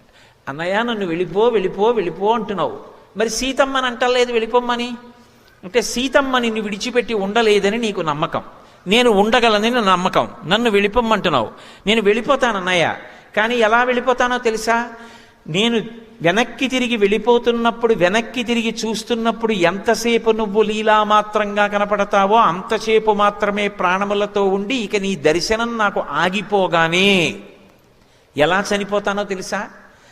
బాగా లోతైనటువంటి నీటితో ఉన్నటువంటి సరోవరంలో ఆడుకుంటున్నటువంటి చాప పిల్లని చేత్తో పట్టుకుని పైకి తీసి ఒడ్డున విసిరేస్తే ఒంటికి తడి ఉన్నంతసేపు మాత్రమే బ్రతికి ఎగిరి ఎగిరి ఎగిరి తడియారిపోయిన తరువాత ప్రాణం విడిచిపెట్టిన చాప పిల్లలా వెనక్కి తిరిగి చూస్తూ వెడుతున్నప్పుడు ఇక నువ్వు కనపడ్డం ఆగిపోగానే చాప పిల్లలాగే నేను ప్రాణం వదిలేస్తానన్నాయా, నిన్ను వదిలి నేను ఉండలేనని చెప్పుకున్నాడు. అంతటి మహాభక్తుడు, అంతగా అన్న వెనక అంతమంది గురువుల్ని సేవించాడు, అంతటి గొప్ప గొప్ప బుద్ధి కలిగినవాడు. మాన్యా గురు వినీతస్య, గురువుల చేత శిక్షింపబడినటువంటి గొప్ప బుద్ధి కలిగిన లక్ష్మణస్వామి చేత గౌరవింపబడిన ఇల్లాలు. మాన్యా గురు వినీతస్య లక్ష్మణస్య గురుప్రియ. పెద్దలైనటువంటి వారందరి చేత కూడా ఒక కోడలంటే ఇలా ఉండాలి అని కొందరన్నారు, ఆడపిల్ల పుడితే ఇలా ఉండాలి అని కొందరన్నారు, వదినగారంటే ఇలా ఉండాలి అని కొందరన్నారు, అసలు యువరాజుకి భార్యగా ఉండాలంటే ఇలా ఉండాలి అని కొందరన్నారు, అసలు ఆడపిల్ల అంటే ఈమె అని కొందరన్నారు. పెద్దలైన వారందరి చేత ఇన్ని రకాలుగా గౌరవింపబడి ఎన్నడూ మత్స ఎరగనటువంటి తల్లికి ఇంత పెద్ద కష్టం వచ్చింది. రాక్షసీ స్త్రీల మధ్యలో ఉండి దుఃఖపడుతోంది. ఎవరు? పెద్దల చేత కూడా గౌరవింపబడి ఎటువంటి జీవితం అని పొగడబడినటువంటి తల్లి ఇటువంటి దుష్టుల మధ్యలో చేరి బాధపడుతోంది. కాలోహి దురతిక్రమ. ఏమి కాలం ఎటువంటి వారిని ఎలాగైనా చెయ్యగలదు. కాలాన్ని అధిగమించడం ఎవరికీ సాధ్యం కాదు. దాని బలం అటువంటిది. ఒక్కటి ఆలోచించండి, రామాయణం ధారణలో ఉంటే కష్టం వచ్చినప్పుడు ఈ శ్లోకాలు జ్ఞాపకానికి వచ్చాయనుకోండి, నేను పడుతున్న కష్టం ఎంత, నా తల్లి సీతమ్మ పడిన కష్టం కన్నా పెద్ద కష్టమా నేను పడుతున్న కష్టం, ఊంచుకునే శక్తి నా తల్లి నాకు అనుగ్రహిస్తుందని నిలబడగలుగుతాడు మనిషి. లేకపోతే జీవితంలో అకస్మాత్తుగా వచ్చి పడిపోయేటటువంటి కొన్ని కష్టాలకి గుండెపోటు వచ్చి చచ్చిపోతాడు. లేకపోతే దాన్ని తట్టుకోవాలి అంటే రామాయణాది కావ్యములు ఊతమిస్తాయి. అందుకే ఋషికి రుణపడిపోయాం మనం. ఋషికి తర్పణ ఇవ్వడానికి కారణం అదే ఈ జాతి. కాబట్టి మాన్యా గురు వినీతస్య లక్ష్మణస్య గురుప్రియ ఇది సీతాపి దుఃఖార్త కాలోహి దురతిక్రమ. అటువంటి తల్లి ఇంత దుఃఖపడుతోందా? సాయం కావాలి నన్ను ఎవరి కష్టంలోంచి బయటికి తీస్తారని. కాలోహి దురతిక్రమ. కాలాన్ని దాటడం ఎవరికి సాధ్యం కాదు. ఏం ఆశ్చర్యం! రాజ్యం వా స్త్రిషులోకేషు సీతావా జనకాత్మజాం త్రైలోక్య రాజ్యం సకలం సీతావానాప్నుయాత్కలాం. 3 లోకముల యొక్క అధికారం, 3 లోకములు మన చేతిలో పెట్టి వీటి మీద అధికారం చలాయించంటే అది గొప్పదా? సీతమ్మని ఇల్లాలుగా పొందడం గొప్పదా అంటే సీతమ్మని ఇల్లాలుగా పొందినటువంటి అదృష్టం 3 లోకముల ఆధిపత్యంలో 16వ వంతు కూడా ఆమెతో సమానం కాదు. ఇటువంటి ఇల్లాలని పొందిన రామచంద్రమూర్తి ఎంత అదృష్టవంతుడు! దుష్కరం కృతవాన్ రామో యయిమాం మత్తకాసినీం సీతాం వినా మహాబాహు ముహూర్తమపి జీవతి. అప్పటి వరకు ఆయనకి రాముడు ఒక్కడే తెలుసు, హనుమకి. రాముడంటే ప్రాణం. అటువంటి హనుమ శిశుపావృక్షం మీద కూర్చుని చెప్తున్నారు, రాముడు చాలా దుష్కరమైన కార్యం చేశాడు, ఇది ఎవరు చెయ్యలేని పని, చెయ్యరా అని పని. గుండె చాలా దిట ఉన్నవాడు తప్ప ఈ పని చెయ్యలేడు. ఇటువంటి ఇల్లాలు, ఇటువంటి భార్య అపహరింపబడితే జాడ తెలియకుండా పోతే గుండె జారిపోకుండా, శరీరం పడిపోకుండా ఇంకా నిలదొక్కుని స్వకర్మ చేస్తూ 10 మందికి ఉపకారం చేస్తూ నిలదొక్కున్నాడంటే ఆ రాముడే రాముడు, ఈ తల్లే తల్లి. అబ్బా ఏమి దాంపత్యం రా అని ఒక మాట అన్నారు. నాకిప్పుడు అర్థమైంది. అసలు సీతారాములిద్దరూ విడిగా ఉండడం అన్న మాట లోకంలో ఉండదు. ఎందుచేత అంటే అస్యాదేవ్యా మనస్తస్మిన్ తస్య చాస్యాం ప్రతిష్ఠితం తేనేయం సచి ధర్మాత్మా ముహూర్తమపి జీవతి. సీతమ్మ మనసు సీతమ్మ దగ్గర, రాముడి మనసు రాముడి దగ్గరే ఉంటే ముహూర్త కాలం కూడా వీళ్ళిద్దరూ బ్రతకరు. సీతమ్మ మనసు రాముడి దగ్గర ఉంటుంది, రాముడి మనసు సీతమ్మ దగ్గర ఉంటుంది. అందుకు వీళ్ళు అన్యోన్యమైన దాంపత్యం అయింది. అందుకే ఇప్పటికీ శుభలేఖ వేస్తే జానక్యాహ కమలామలాంజలి పుటేయాహ పద్మరాగాయితాహ న్యస్తా రాఘవ మస్తకే చ విలసత్కుంద ప్రసూనాయితాహ స్రస్తా శ్యామలకాయ కాంతి కలితా యాయింద్రనీలాయితాహ ముక్తాస్తా శుభదా భవంతు భవతాం శ్రీరామ వైవాహికాహ. ఈ శ్లోకం లేకుండా శుభలేఖ వెయ్యరు సంప్రదాయం. ఎందుకో తెలుసా? దాంపత్యం అంటే సీతారాములే, వాళ్ళిద్దరే దంపతులు. ఎందుకంటే మనుష్యులుగా వచ్చి అన్యోన్య దాంపత్యం అంటే పక్క పక్కన కూర్చున్నంతసేపు సంతోషంగా ఉండడం కాదు. అంత కష్టం వచ్చినా ఆయన మీద ఎంతమంది కాంతలు వ్యామోహం చెందిన సీతమ్మ యందు వినా నా కామము వేరొకరి యందు లేదు అని నిలబడిన మహాపురుషుడు రామచంద్రమూర్తి. అంతటి రావణాసురుడి ఐశ్వర్యం అంతా చూపించిన అంత కష్టంలో ఉన్న మనసులో కూడా అన్యభావన పొందనటువంటి తల్లి సీతమ్మ. వాళ్ళిద్దరి మనసులు అలా కలిసి ఉంటాయి ఎప్పుడు. అందుకే దాంపత్యం అంటే సీతారాములే. కంచి కామకోటి పీఠాధిపత్యం వహించిన మహాపురుషులు అపరశంకరాచార్యుల వారు, ప్రాతస్మరణీయులు చంద్రశేఖరేంద్ర సరస్వతి మహాస్వామి వారు రామాయణం మీద ఒకసారి అనుగ్రహ భాషణం చేస్తూ, ఏ ఇంట శుభలేఖ సీతారాముల మీద శ్లోకం లేకుండా వెయ్యకూడదు, అది దోషమని చెప్పారు. పెద్దలు తమ బిడ్డలకు అనుకూల దాంపత్యం కావాలని కోరుకుంటే తప్పకుండా సీతారాముల మీద శ్లోకంతోటే శుభలేఖ ఉండి తీరాలి అని. కాబట్టి దాంపత్యం అంటే సీతారాములే. స్వామి హనుమ యొక్క తీర్పు, అస్యాదేవ్యా మనస్తస్మిన్ తస్య చాస్యాం ప్రతిష్ఠితం తేనేయం శచి ధర్మాత్మా ముహూర్తం అపిజీవతి. ఒకరి మనసు ఒకరి దగ్గర ఉండి ఉంటే వాళ్ళిద్దరూ బ్రతికుండేవారు కాదు. ఆయన మనసు ఆవిడ దగ్గర, ఆవిడ మనసు ఆయన దగ్గర ఉంది, అందుకు బ్రతికున్నారు. ఏమి దాంపత్యం సీతారాములంటే. అసలు శ్రీరామాయణము దాంపత్యములు అని ఒక ప్రసంగం చేశామనుకోండి. గౌతముడు అహల్య, రావణుడు మండోదరి, తారావాలి, రుమ సుగ్రీవుడు, దశరథుడు కౌసల్య సుమిత్ర కైకేయి, సీతారాములు. అందరిలో చిన్నవాళ్ళు ఎవరు? సీతారాములు. అసలు దాంపత్యం అంటే ఏమిటో సీతారాములే. నాకు అప్పుడప్పుడు అనిపిస్తూ ఉంటుంది, అక్కర్లేని పేరాశో అర్హత లేని ఆలోచనలు. అసలు పెళ్లి చేసుకుందాం అనుకున్న వాళ్ళందరినీ కూర్చోబెట్టి రామాయణము దాంపత్య వైభవము అని ముహూర్తాలకు ముందు ప్రసంగం చేస్తే అసలు దాంపత్యం అంటే ఇదిరా అని అర్థం అవుతుంది, ఇలా బ్రతకాల్లా ఉందనిపిస్తుంది అనిపిస్తూ ఉంటుంది. అక్కర్లేని ప్రతి చిన్న విషయానికి దెబ్బలాడుకునే దంపతుల్ని చూస్తే రామాయణం చూస్తే అసలు దంపతులు ఎలా మాట్లాడుకోవాలో ఒకళ్ళతో ఒకళ్ళు రామాయణం చూస్తే అర్థం అవుతుంది. ఎంత గొప్పగా మాట్లాడుకుంటారో ఇద్దరు. అసలు చాలా చోట్ల మాట్లాడుకోరు. ఆయన సీత అంటే ఆవిడకి అర్థమైపోతుంది, తెస్తున్నా ఉత్తరీయం అంటుంది. అటువంటి దాంపత్యం సీతారాములు. బాలకాండ పూర్తి చేస్తూ మహర్షి తీర్పిచ్చారు సీతారాముల దాంపత్యం. సరే, ఇప్పుడు మళ్ళీ ఆ విషయాల తోలికన్నీ ఎందుకు గానండి, సుందరకాండోడు పూర్తి చేస్తే గొప్ప.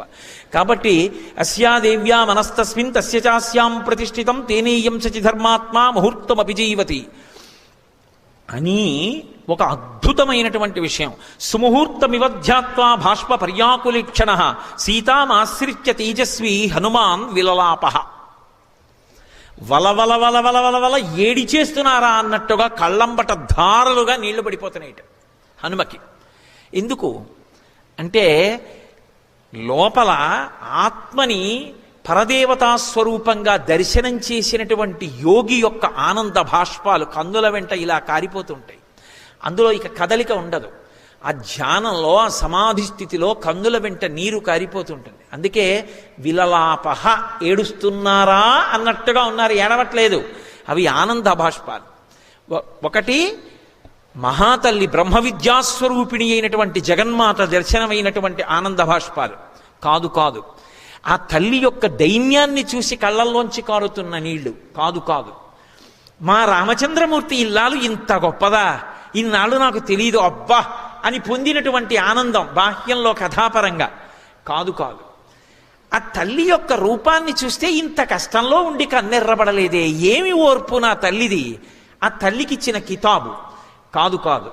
ఒక యోగి ఆ జగన్మాత దర్శనం చేసినప్పుడు అంగప్రత్యంగములలో ఉండేటటువంటి కాంతుల యందు తాదాత్మ్యత చెందినప్పుడు ఆనందం లోపల పట్టక పైకి ఉబికి నిండిపోయినటువంటి బింది ఇక నీరు పట్టక అంచుల వెంట ధార పడిపోతే ఎలా ఉంటుందో అలా లోపల పట్టని ఆనందము ఇక కందుల వెంట ధారలుగా పడిపోతే ఆ స్థితి హనుమ. ఇన్ని సౌందర్యాల్ని ఒక్క శ్లోకంలోకి తీసుకురావడం వాల్మీకి మహర్షి కవితా సౌందర్యం. కాబట్టి సుముహూర్తమివధ్యాత్వా భాష్ప పర్యాకులేక్షణ సీతామాశ్రిత్య తేజస్వి హనుమాన్ విలలాప. అస్యాదేవ్యా యథారూపమంగ ప్రత్యంగ సౌష్ఠవం రామస్య చ యథారూపం తం చేయవసితేక్షణ. ఇది ఒక పరమాద్భుతమైన శ్లోకం సుందరకాండలో. అస్యాదేవ్యా యథారూపం అంగ ప్రత్యంగ సౌష్ఠవం రామస్య చ యథారూపం. రాముడు ఎలా ఉంటాడో సీతమ్మ అలా ఉంది. పైకి అన్వయం, రాముని యొక్క అంగప్రత్యంగముల సౌష్ఠవం ఎంత అందంగా ఉంటుందో, ఆ చేతులు ఎలా ఉండాలో, వేళ్ళు ఎలా ఉండాలో, గోళ్ళు ఎలా ఉండాలో, కాళ్ళు ఎలా ఉండాలో, నడుము ఎలా ఉండాలో, గుండెలు ఎలా ఉండాలో అలా ఉంటాడు రాముడు. సాముద్రికానికి సరిపోయేటట్టు అలా ఉంది మా తల్లి బాహ్యం. ఆంతరం సీతమ్మలో రాముడు కనపడుతున్నాడు. అది ఏమిటి? అలా ఎక్కడైనా కనపడతారా? కోటేశ్వరారు మీ మేనకోడలు అచ్చు మీలా ఉందండి, దానికి ఏదో కొంత అర్థం ఉంటుంది. మీ మేనల్లుడు మీలా ఉన్నాడే, అర్థం ఉంది. మీ అబ్బాయి మీలా ఉన్నాడే, అర్థం ఉంది. మీ అమ్మాయికి కొంచెం మీ పోలికలు ఉన్నాయి, అర్థం ఉంది. మీ ఆవిడ అచ్చు మీలా ఉంటుంది, అసంభవం. సీతమ్మ రాముళ్ళే ఎలా ఉంటుంది? ఒక్కనాటికి ఉండదు. కానీ తత్వత ఏమిటో తెలుసా? విశ్వనాథుణ్ణి ఎక్కడ చూస్తారు? విశ్వంలోనే చూడాలి. విశ్వమునందు విశ్వనాథుణ్ణి చూడాలి. విశ్వాన్ని వదిలి విశ్వనాథుడు ఎక్కడ కనపడతాడు? ఆయన అంతటా నిండిపోయి ఉన్నాడు. ఆపాతాళ నభస్థలంత భవన బ్రహ్మాండమా విస్ఫుర జ్యోతిస్ఫాటికలింగమౌళి విలసత్పూర్ణేందువంతామృతై హస్తోకప్లుతమేకమీశమనిశం రుద్రాను వాకాన్ జపం ధ్యాయే దీప్సిత సిద్ధయే ధ్రువపదం విప్రోభిషించేత్యవం బ్రహ్మాండ వ్యాప్త దేహ అంటోంది యజుర్వేదం. అంతటా ఆయన నిండిపోయి ఉన్నాడు. హరిమయము విశ్వమంతయు హరి విశ్వమయుండు, హరిమయము కాని ద్రవ్యము పరమాణువు లేదు వంశ పావన వింటే అంటాడు శుకబ్రహ్మ భాగవతంలో. అంతా హరిస్వరూపమే. అంతర్బహిశ్చ తత్సర్వం వ్యాప్య నారాయణ స్థిత. ఆ యోగికి విశ్వము కనపడదు, అంతటా విష్ణువు కనపడతాడు. అందుకే విష్ణు సహస్రనామానికి మొదటి నామం విశ్వం. మిగిలినవన్నీ 999 నామాలు ఆ నామానికి వ్యాఖ్యానాలు. నిజానికి విశ్వమే విష్ణువు. విశ్వం విష్ణుర్వషట్కారో భూత భవ్య భవత్ప్రభు అని కదూ. విశ్వమునందు విశ్వనాథుణ్ణి చూడాలి, అమ్మవారి యందు అయ్యవారిని చూడాలి. అందుకే సౌందర్యలహరిలో శంకరాచార్యుల వారు గొప్ప చమత్కారం చేశారు. అమ్మవారి చుబుకానికి పోలిక చెప్పలేకపోతే పరమశివుట్ట అమ్మవారి ముఖం అద్దంలా ఉందని ఇలా గడ్డాన్ని అద్దానికి ఉండే పిడిలా ఉంటే అది పట్టుకుని ఇలా ఎత్తి చూసేట. చూస్తే ఇప్పుడు ఆవిడ ముఖం అద్దంలా ఉంటే ఆవిడ ముఖంలో ఎవరు కనపడతారు? ఆయనే కనపడతాడు. అంటే అమ్మవారు ప్రకృతి స్వరూపిణి అయితే అమ్మవారిలో అయ్యవారు కనపడుతున్నారంటే విశ్వమునందు విశ్వనాథుడు కనపడుతున్నాడు. నా అద్దం ముందు నించుంటే నా అద్దంలో నా బింబమే ప్రతిబింబంగా కనబడినట్టు. ఇప్పుడు సీతమ్మ యందు రాముడు కనపడ్డాడంటే యోగిగా దర్శనాన్ని పొందుతున్నారు. ఇన్ని విషయాలు ఒక శ్లోకంలోకి బాహ్యంలో కథకి సరిపోయేటట్టు సంసార తరణముతో సుందరకాండ సమానమని చెప్పే రచన చెయ్యాలంటే మహానుభావుడు వాల్మీకి దక్కింది. అటువంటి ఋషి పరంపరలో అటువంటి ఋషులిచ్చినటువంటి వాంగ్మయానికి వారసులమై రామాయణానికి మేము వారసులం, రామాయణం మేము చదువుకుంటాం, రామాయణం చెప్పుకుంటాం, రామాయణం మా జాతికి చెందినది అని చెప్పుకునేటట్టు పుట్టడానికి ఎన్ని కోట్ల జన్మల అదృష్టం చేసుకుంటే ఈ దేశంలో పుట్టుంటాను. ఎన్ని జన్మలెత్తినా ఈశ్వర ఈ రామాయణ భారత భాగవతములకు వారసుడిగా ఈ దేశమునందే పుట్టెదనుగాక. కాబట్టి అస్యాదేవ్యా యథారూపమంగ ప్రత్యంగ సౌష్ఠవం రామస్య యథారూపం తం చేయమసితే క్షణ తుల్యశీలా వయోవృత్తాం తుల్యాభిజనలక్షణాం రఘవోర్హతి వైదేహీం తం చేయమసితే క్షణ. ఆయన అంటున్నారు పైనుంచి చూసి, దాంపత్యం అంటే ఇది. దాంపత్యం అంటే 4 కలవాలి, 4 సమానంగా ఉంటేనే దాంపత్యం. అందుకే మీరు ఒకటి బాగా గుర్తుపెట్టుకోవాలి, దాంపత్యంలో ఎప్పుడూ కూడా పెద్దలైనటువంటి వారు ఒక మాట అనకూడదు. ఏదో కాకి ముక్కికి దొండపండు, ఆయన చాలా బాగుంటాడు కానండి ఆవిడ అలా ఉంటుంది ఏమిటి, లేకపోతే ఆవిడ చాలా బాగుంటుంది కానీ ఆయన ఏమిటండి అలా ఉంటాడు, ఆ మాట అనకూడదు పెద్దలు. అందుకే ఎప్పుడైనా సరే ఒకరికొకరు తగినవారనాలి.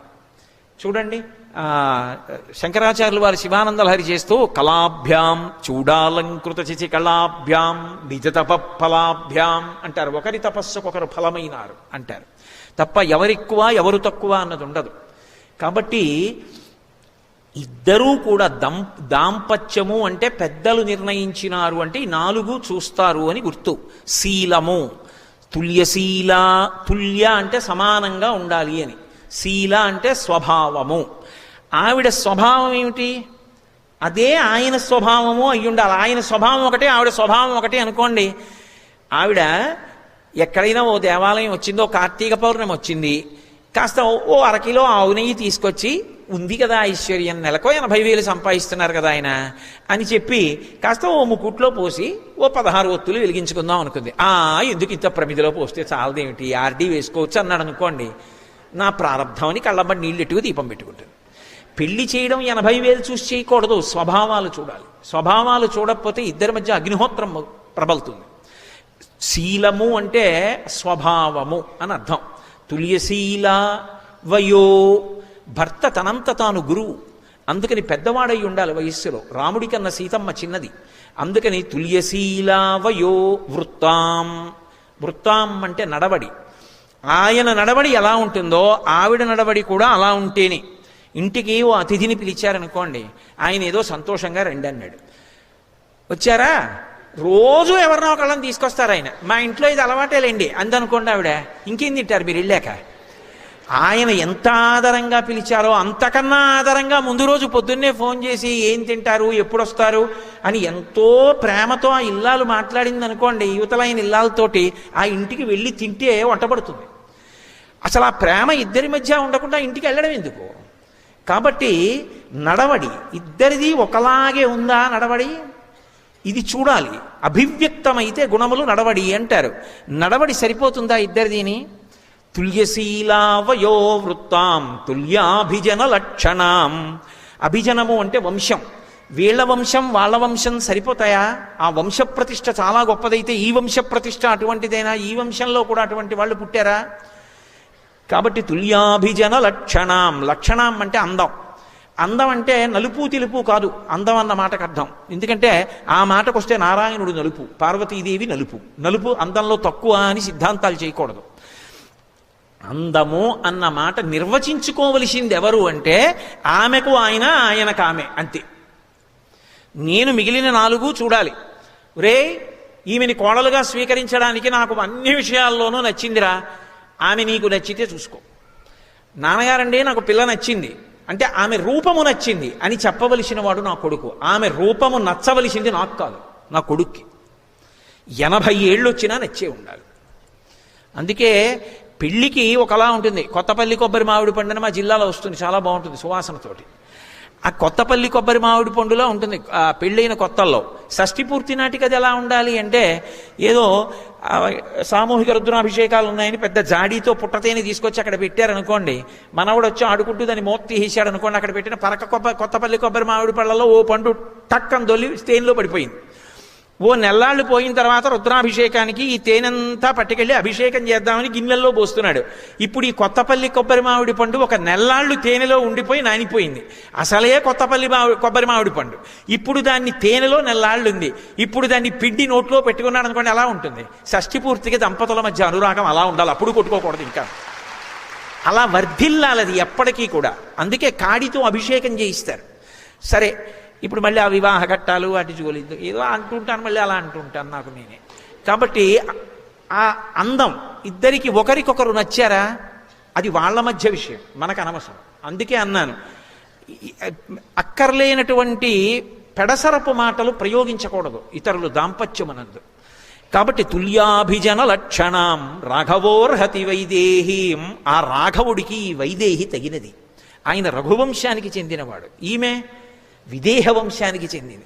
మీకు ఏమిటో ఈ శ్లోకాలు చెప్తే వచ్చిన బాధ ఏమిటంటే మనసులోంచి తన్నుకొస్తుంది. ఇవన్నీ చెప్తావు కానీ అసలు వాళ్ళిద్దరూ తగిన వారిని ఓ ప్రమాణం చూపించు అని. ఇద్దరి యొక్క నడవడిలో గొప్పతనం ఏమిటో తెలుసా? రాముడంటే రాముడి నడవడి సీతమ్మకి ఎంత ఇష్టమో సీతమ్మ నడవడి అంటే రామచంద్రమూర్తికి అంత ఇష్టం. ఎందుకంటే ఇద్దరి స్వభావములు ఒకటై ఉంటాయి. ఇద్దరి స్వభావము ఆర్తత్రాణపరాయణత్వం, ధర్మం. ఈ రెండే ఇద్దరికీ కావాలి. అందుకే ఇద్దరు అలా నిలబడగలిగారు. నేను మీకు ఒక ఉదాహరణ చెప్తా. సీతమ్మ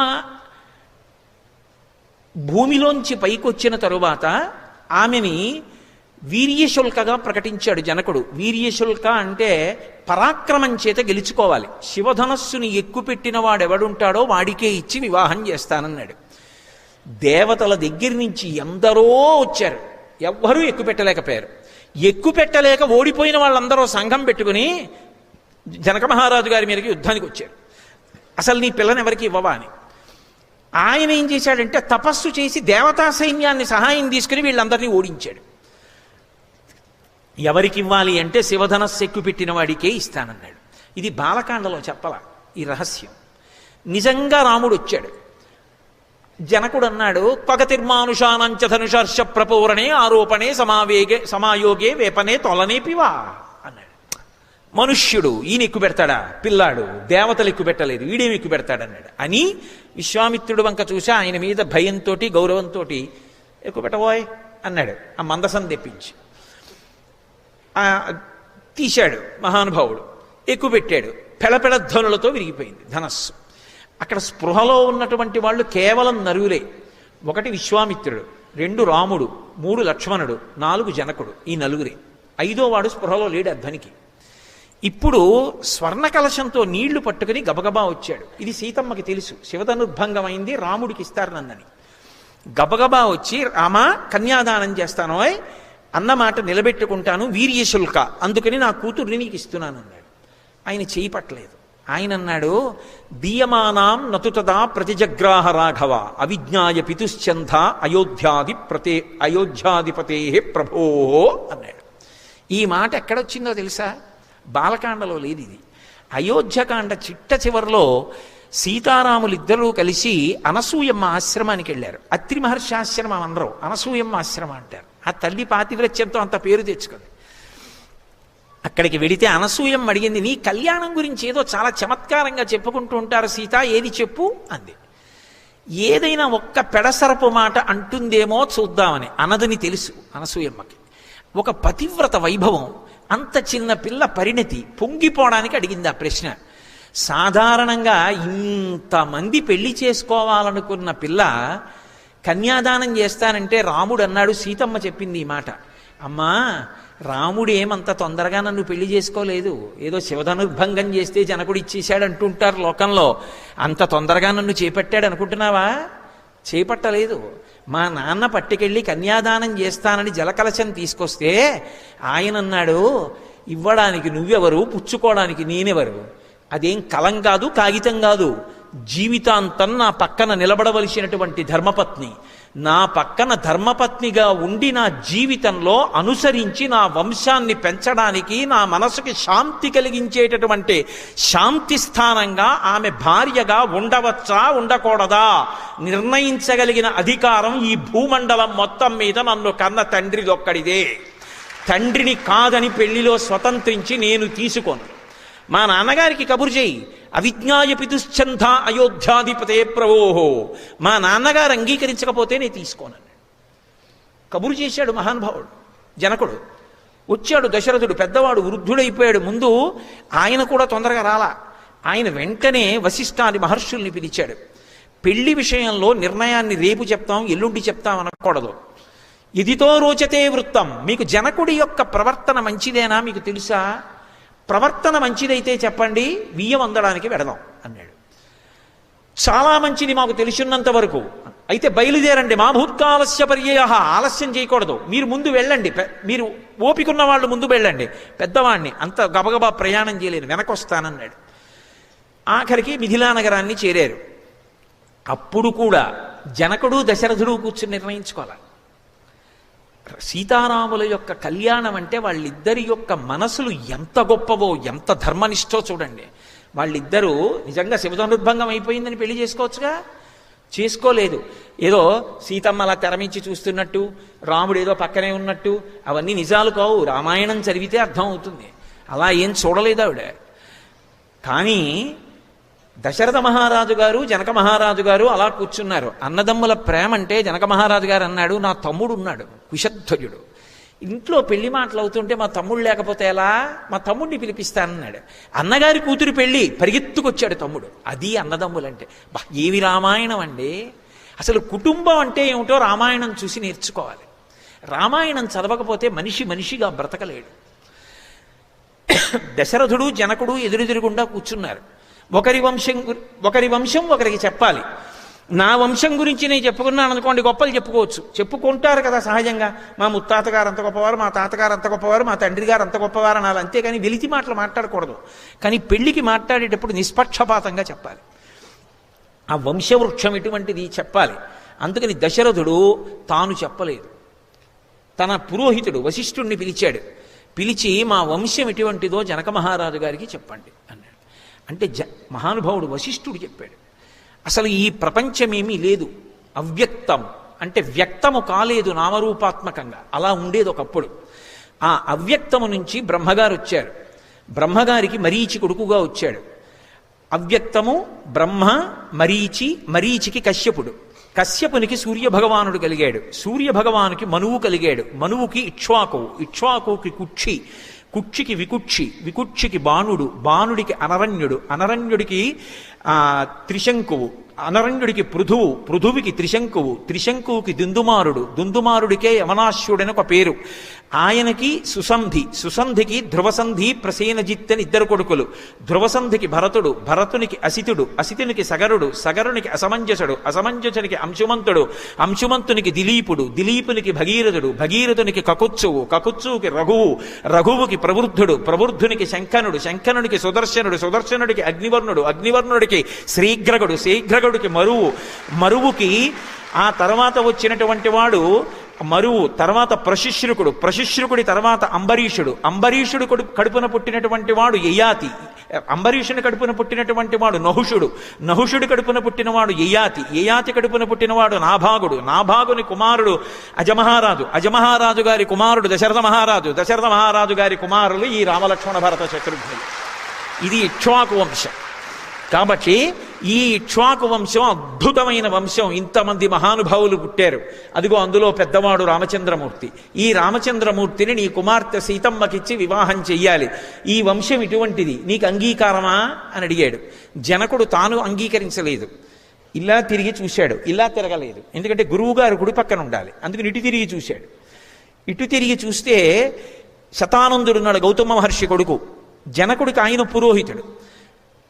ఆయన చూసి చాలా బాగుంది, కానీ మర్యాద ఒకటి ఉంది కదా, మన వంశం కూడా చెప్పాలి, మన వంశం ఎటువంటిదో కూడా చెప్పాలి కదా. అందుకని శతానందుడు లేచి అన్నాడు, జనక మహారాజు గారి వంశం కూడా చాలా గొప్పది. వీళ్ళ వంశంలో మొట్టమొదటి వాడు నిమి. ఆ నిమి యొక్క కుమారుడు మిథి, మిథి యొక్క కుమారుడు నిమి, మిథి, నందివర్ధనుడు.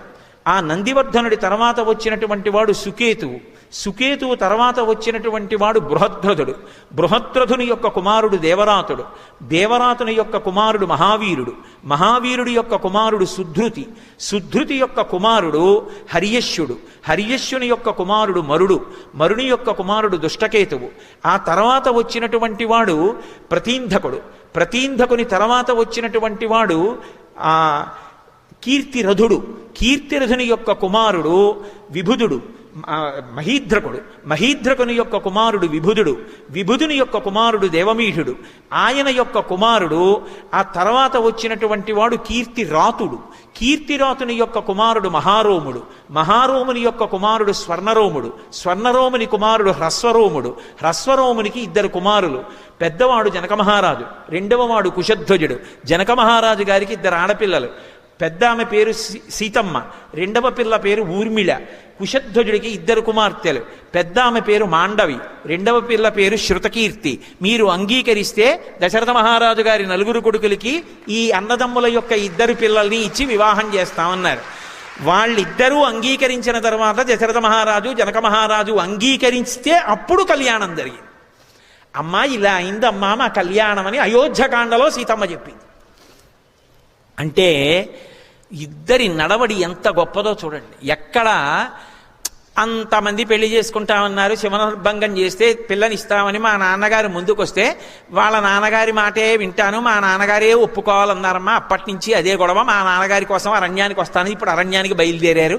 మొదటి నుంచి ఇదే ప్రారంధం అనలేదు సీతమ్మ. వాళ్ళ దాంపత్యం మొదటి నుంచి అటువంటిది. అందుకే శిశుపావృక్షం మీద కూర్చుని చెప్తున్నారు హనుమ, వాళ్ళిద్దరూ తుల్యశీలావయో వృత్తాం తుల్యాభిజన లక్షణాం రఘవోర్హతి వైదేహీం తం చేయమసి తేక్షణ. ఆ సీతారాములిద్దరూ ఒకరు పుట్టారా అన్నట్టుగా ఉంటారు. అంతటి అనుకూలమైన దాంపత్యం.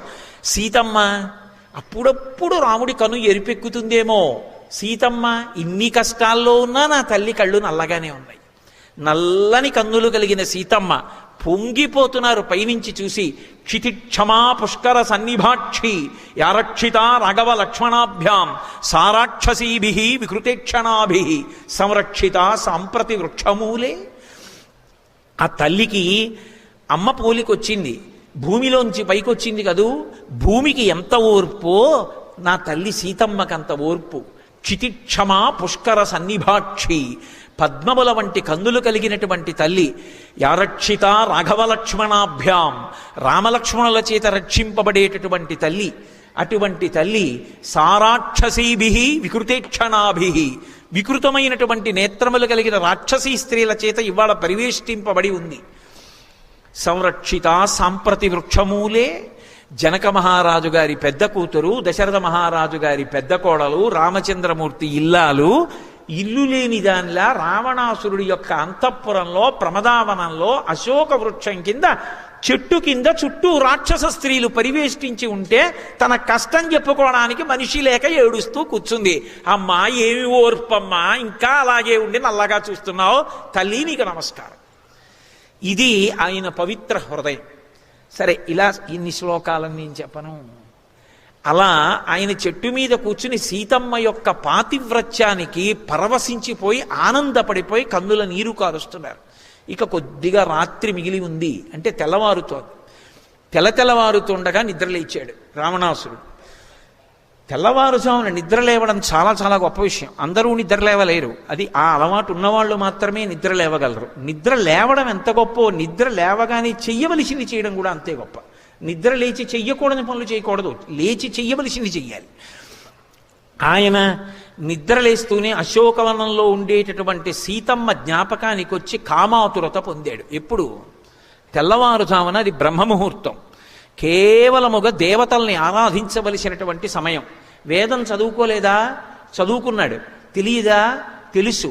కానీ కామాతురత పొంది జారిపోతున్నటువంటి బట్టని పైకి లాక్కుని విలాసంగా వ్రేలాడుతున్నటువంటి ఉత్తరీయం అంగదానికి తగులుకుంటే దాన్ని సరుదుకుంటూ అశోకవనానికి బయలుదేరాడు. కొంతమంది కాంతలు బంగారు కాగడాలు పట్టుకుని అనుగమించారు.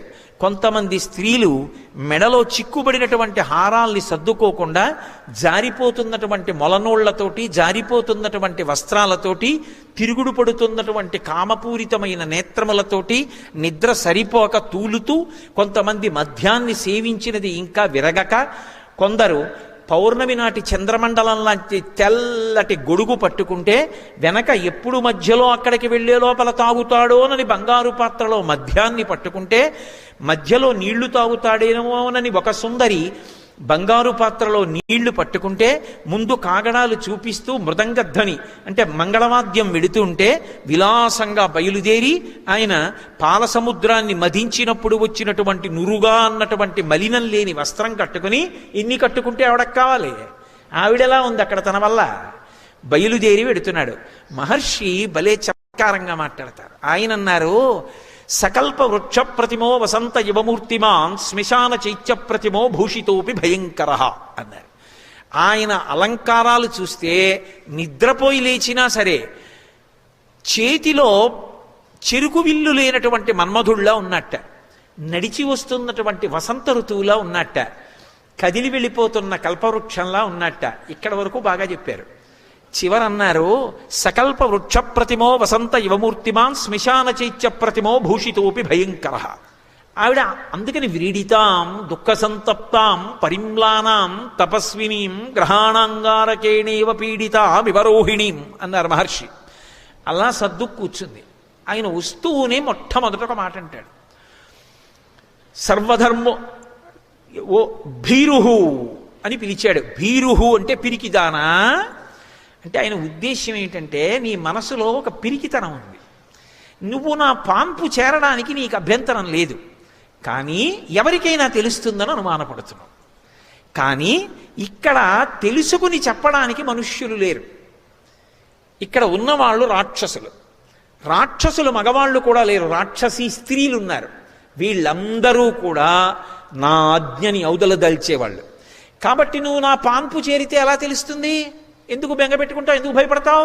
భయపడకు.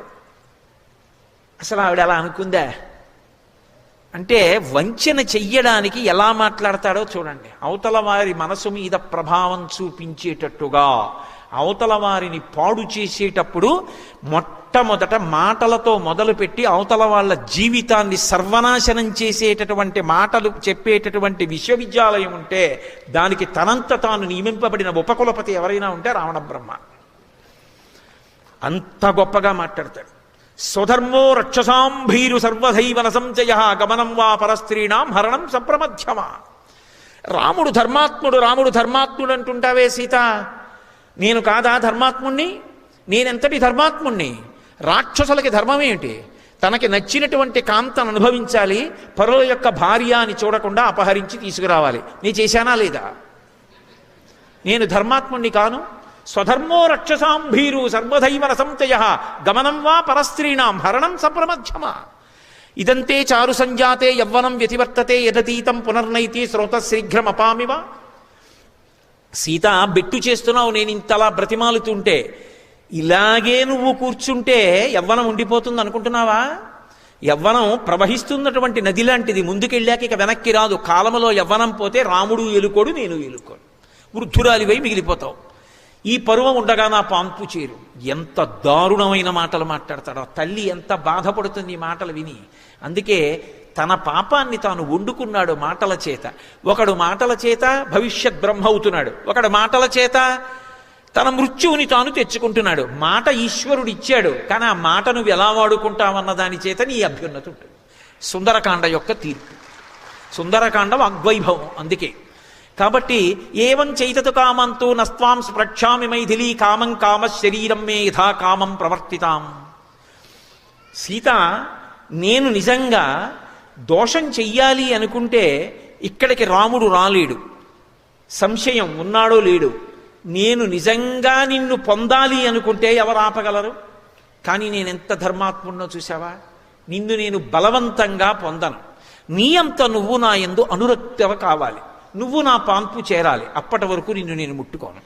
ఇది యథార్థం కాదు అంటే అబద్ధమని చెప్పడానికి నేను ఈ విషయాన్ని చూపిస్తున్నాను. ఉత్తరాఖండలో ఉన్న విషయం. ఆయన ఒకానొకప్పుడు యుద్ధం చేసి కైలాస పర్వత శిఖరం యొక్క యువతలో ఉన్నటువంటి పార్శ్వం మీద నిలబడి ఉన్నాడు. రంభ అలంకారం చేసుకుని వెడుతోంది. ఆయన దుర్బుద్ధి అటువంటిది. చటుక్కుని రంభ చెయ్యి పట్టుకున్నాడు. పట్టుకుంటే ఆవిడంది, యుక్తాయుక్త విచక్షణ లేదా? నేను నీ కోడలనంది. నువ్వు నాకు ఎలా కోడలని అడిగాడు. నీకు అన్నగారు కుబేరుడు, మీ ఇద్దరూ విశ్రవసోబ్రహ్మ యొక్క కుమారులు. ఆయన పేరే వైశ్రవణుడు. నేను ఆయన కుమారుడైన నలకూబరుని యొక్క భార్యని. కాబట్టి నేను నీకు కోడల్ని. కోడల పట్ల కామంతో ఉండొచ్చా? ఇంతకన్నా సర్వనాశనం అవ్వడానికి వేరు కారణం ఉంటుందా అని అడిగింది. నువ్వు అప్సర స్త్రీవి, నీకు భర్తృత్వం ఏమిటి, నీకు ఒక భర్త ఏమిటి అని బలవంతంగా అనుభవించాడు ఆవిడ. ఆవిడ వెళ్ళి నలకూబరుడికి చెప్పింది. నలకూబరుడు వెంటనే శాపం ఇచ్చాడు. ఇక పైన నీ యందు అనురక్త కాని స్త్రీని నువ్వు అనుభవిస్తే నీ తల 7 వ్రక్కలైపోతుందని. అందుకు సీతమ్మ జోలికి వెళ్ళాడు. కట్టుబాటు ముందే జరిగిపోయింది అక్కడ. అది చెప్పడు, దాస్తాడు. దాచి ఏవం చైతతు కామంతో నత్వాం స్పృక్షామి మైథిలీ కామం కామ శరీరం మే యథాకామం ప్రవర్తితాం ఏకవేణీ ధరాశయ్యాం ధ్యానం మణినమంబరం మస్థానే ఉపవాసస్యా నైతా నౌపైకానితే. ఎందుకు ఒంటి జడ వేసుకుంటావు? ఎందుకు భూమి మీద పడుకుంటావు? అవన్నీ ఆవిడ పరమ పవిత్రంగా భర్త పక్కన లేనప్పుడు ఇంకొకలా ఉండకూడదని ఆచరిస్తున్నటువంటి నియమాలు. పరమధర్మాత్తురాలు, పరమపతివ్రత. ఆమె ఎందు కామంతో మాట్లాడుతున్నాడు. ఏకవేణి ధరాశయ్యాం ధ్యానం మలినమంబరం. ఎప్పుడూ ఏదో ఆలోచిస్తుంటావు, ధ్యానం చేస్తావు, మట్టి బట్ట కట్టుకుంటావు. ఎన్ని పట్టుబట్టలున్నాయి నేను ఎత్తుకొచ్చినవి. చక్కగా పట్టుబట్ట కట్టుకోవచ్చుగా. మలినమంబరం అస్తాని ఉపవాసస్య. ఇంట్లోనేమో అన్ని వంటకాలు ఉన్నాయి, తినకుండా ఎందుకు అలా చిక్కిపోతావు?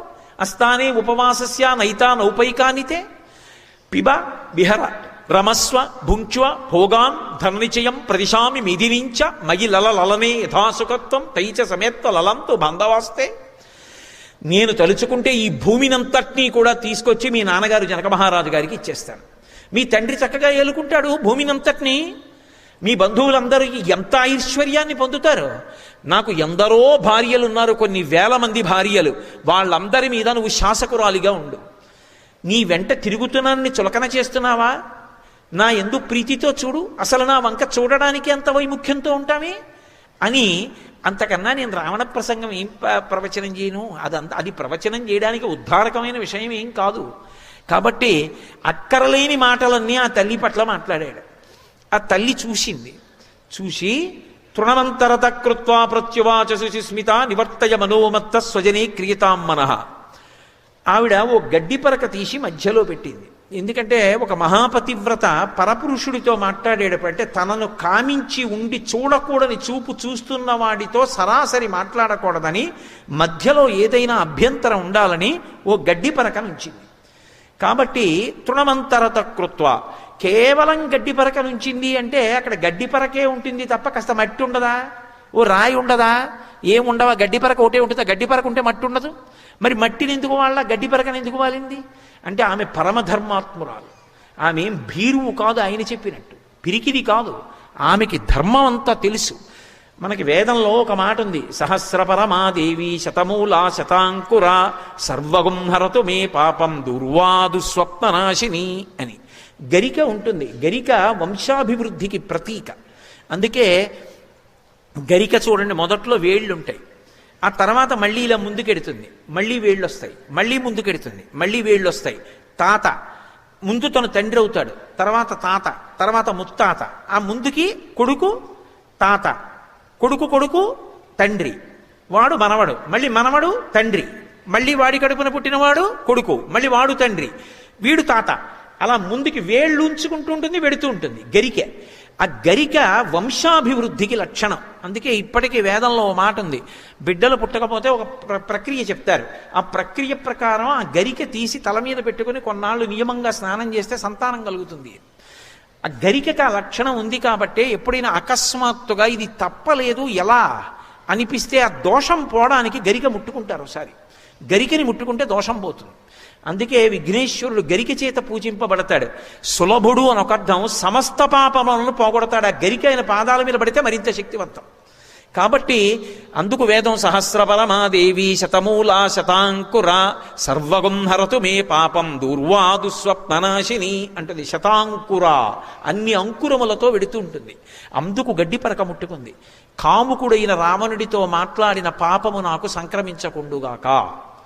2, ఆమె గడ్డి పరకను ఎందుకు పెట్టిందంటే ఒకానొకప్పుడు కాకాసురుడు అమ్మవారి యొక్క వక్షస్థలం మీద గాడ వేస్తే రామచంద్రమూర్తి ఒక్క గడ్డి పరకని తీసి బ్రహ్మాస్త్రాన్ని అభిమంత్రించి విడిచిపెడితే కాకి 3 లోకములు తిరిగి వచ్చి మళ్ళీ రాముడి పాదముల మీద పడి శరణాగతి చేసి తనను తాను రక్షించుకోవలసి వచ్చింది. నా జోలికొస్తే ఒక గడ్డి పరక మీద బ్రహ్మాస్త్రాన్ని అభిమంత్రించాడు. ఈ గడ్డి పరక చాలు నిన్ను చంపడానికి రావణా, జాగ్రత్త.